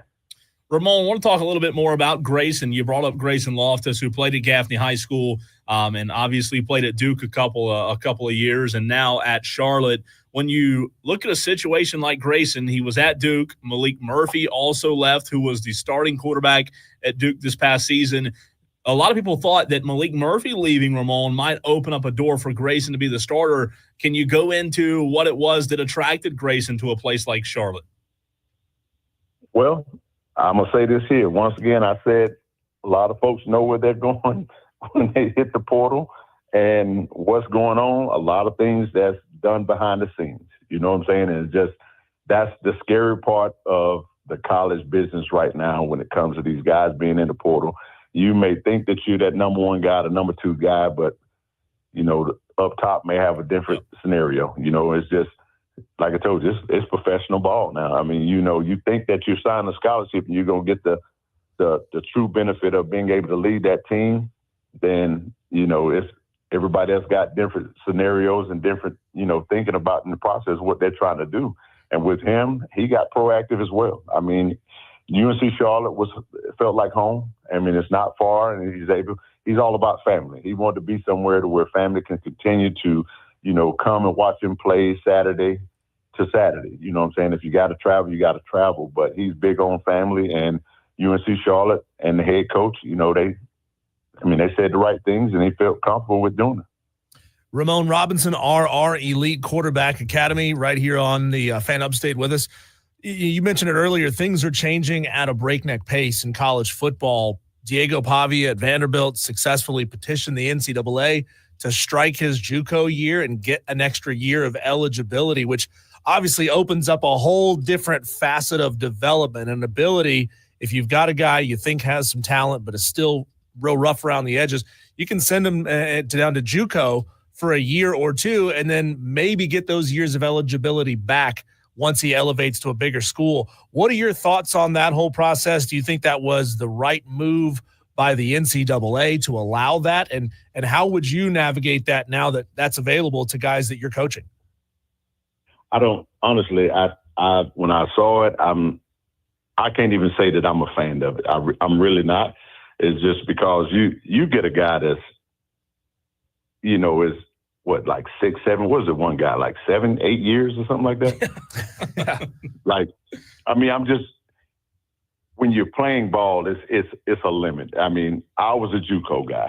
I didn't qualify to high school. I ended up signing with the #1 junior college in the country, which was Itawamba. For those who don't know who Itawamba's in Mississippi. It's the same junior college that Clemson and South Carolina sent all their guys and hid them away.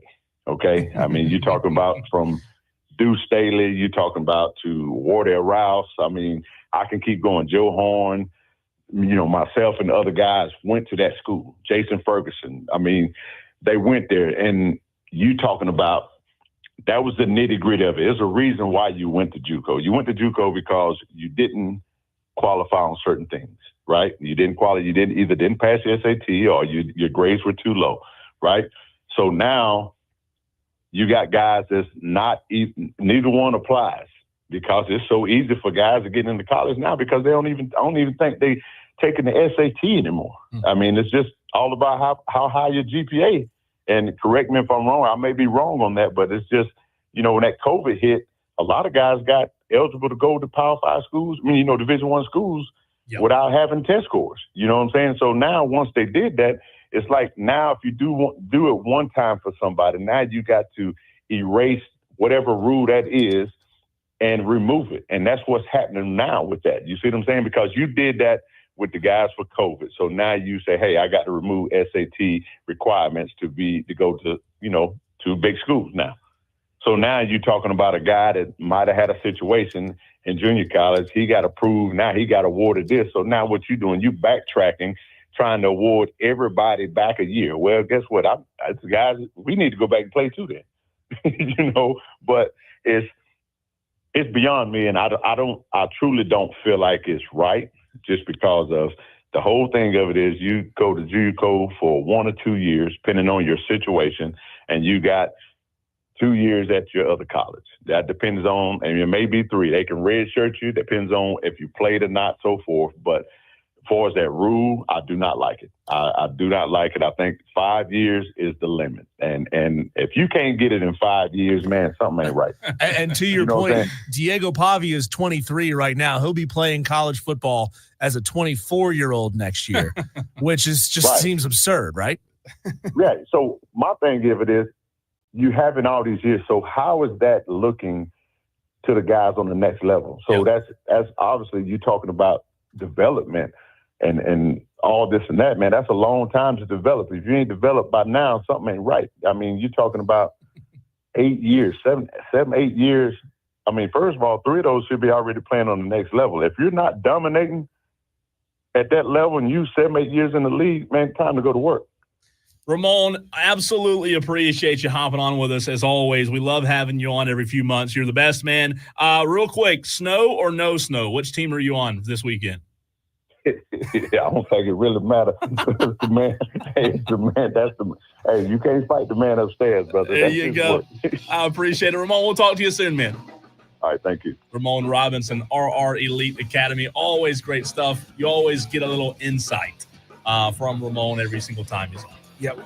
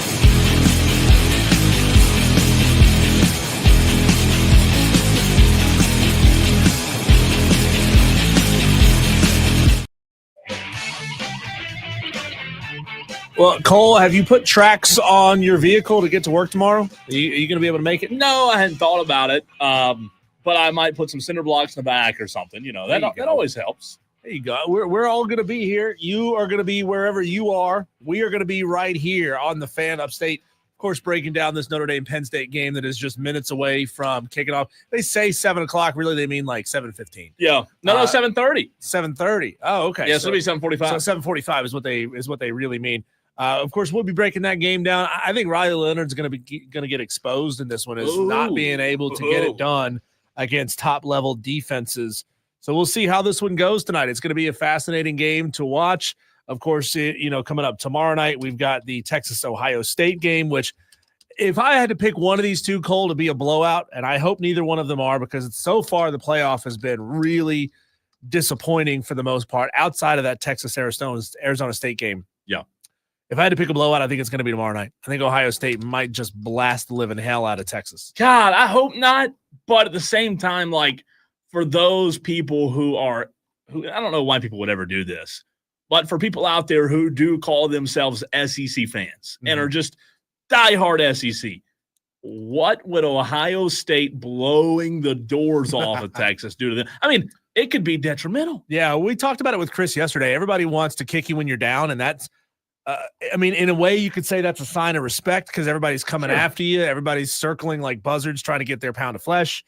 That just means you gotta do it again next year. You got to come back next year and you got to retake that dominance. This is a year-by-year sport. I don't care I don't really care how many titles the SEC has won over the past 10, 15 years. I care about who won the last one. That's what matters. And that's one of the biggest reasons why a lot of people love to hate on the SEC because you like to say, oh, we've been dominant for all these years. Guess what? Nick Saban's not there anymore in Alabama, Alabama. So this is a new era of college football. And if anything can be gleaned from the fact that 3 out of 4 of these teams are Northeastern football teams, that just says the dominance of college football may be moving north. At least for the next 365 days, we'll just have to wait and see. Well, I just can't wait to see. Like when you talk about the SEC, it's easy. It's very, very easy for you and I to sit here and say, "Oh yeah, the SEC has taken a step back. They've fallen off," because it's kind of low hanging fruit, right? Like we're seeing it, we're reacting, we know. However, the SEC, kind of like Smitty told us last Friday. The SEC has gone through this before where other teams from other conferences have won the national championship and then bam, just like that, the SEC rebounds. So I wouldn't say they've taken a step back. I would just say they've been eroded from the inside a little bit. And by that, I mean your 2s and 3s on your roster that you depend on are being constantly churned and taken off of your rosters. You still have probably across the board 1A, 1B elite best talent, just like Ohio State and Oregon and Penn State have. But your 2s and 3s have been eroded a little bit. We don't see that many guys transferring to Big Ten schools. They tend to transfer this direction down here. So I wouldn't say the dominance is over. I wouldn't say that's been eroded. But I would say that, your ability, especially once you get into a high level tournament to win. Yeah. Also, when you couple that with the fact that you've done this to yourself, you've put so many good football teams in your conference that you're going to end up precluding good football teams from the playoff just by virtue of the fact of how many losses they have on your record. So it's interesting, Cole, that we've seen so many of the SEC homers have been the ones to come out and say, oh, well, we need to tweak the criteria of this playoff because people are looking at how many losses we have on our schedule and saying, well, we can't have 3 and 4 loss teams. Well, you guys did this to yourselves. You guys are to blame for this. Well, I just think, again, like I was saying, the bounce back, the rebound is going to be where we're actually seeing the stock. The SEC has already been measured on what they've done, but the rebound in air quotes, I'm putting it in air quotes, that how the SEC responds, how the SEC is next year compared to this year only having 1 team in the Final Four. Look, I don't think for any minute that the SEC is going to take a back seat for the next 10 years. I think they're going to have teams in the mix. Texas isn't going anywhere. maybe Alabama rebounds. Kalen No more. I'm not Put it this high way, on him. the SEC will never be a one-bid league in the 12-team playoff era. No, but it's going to be interesting to see how they respond to this, how they rebound. Look, teams are going to get better. I don't think Tennessee's going anywhere. Georgia's certainly not going anywhere. And neither are we. We will be back tomorrow, 3 to 7 p.m., a snow day edition of Wire to Wire. Diesel may take his phone on the stream and run out and build a snowman in the middle of the show. It might get crazy. We don't know. But I'll tell you this, we'll be here, and so will you, Tolos.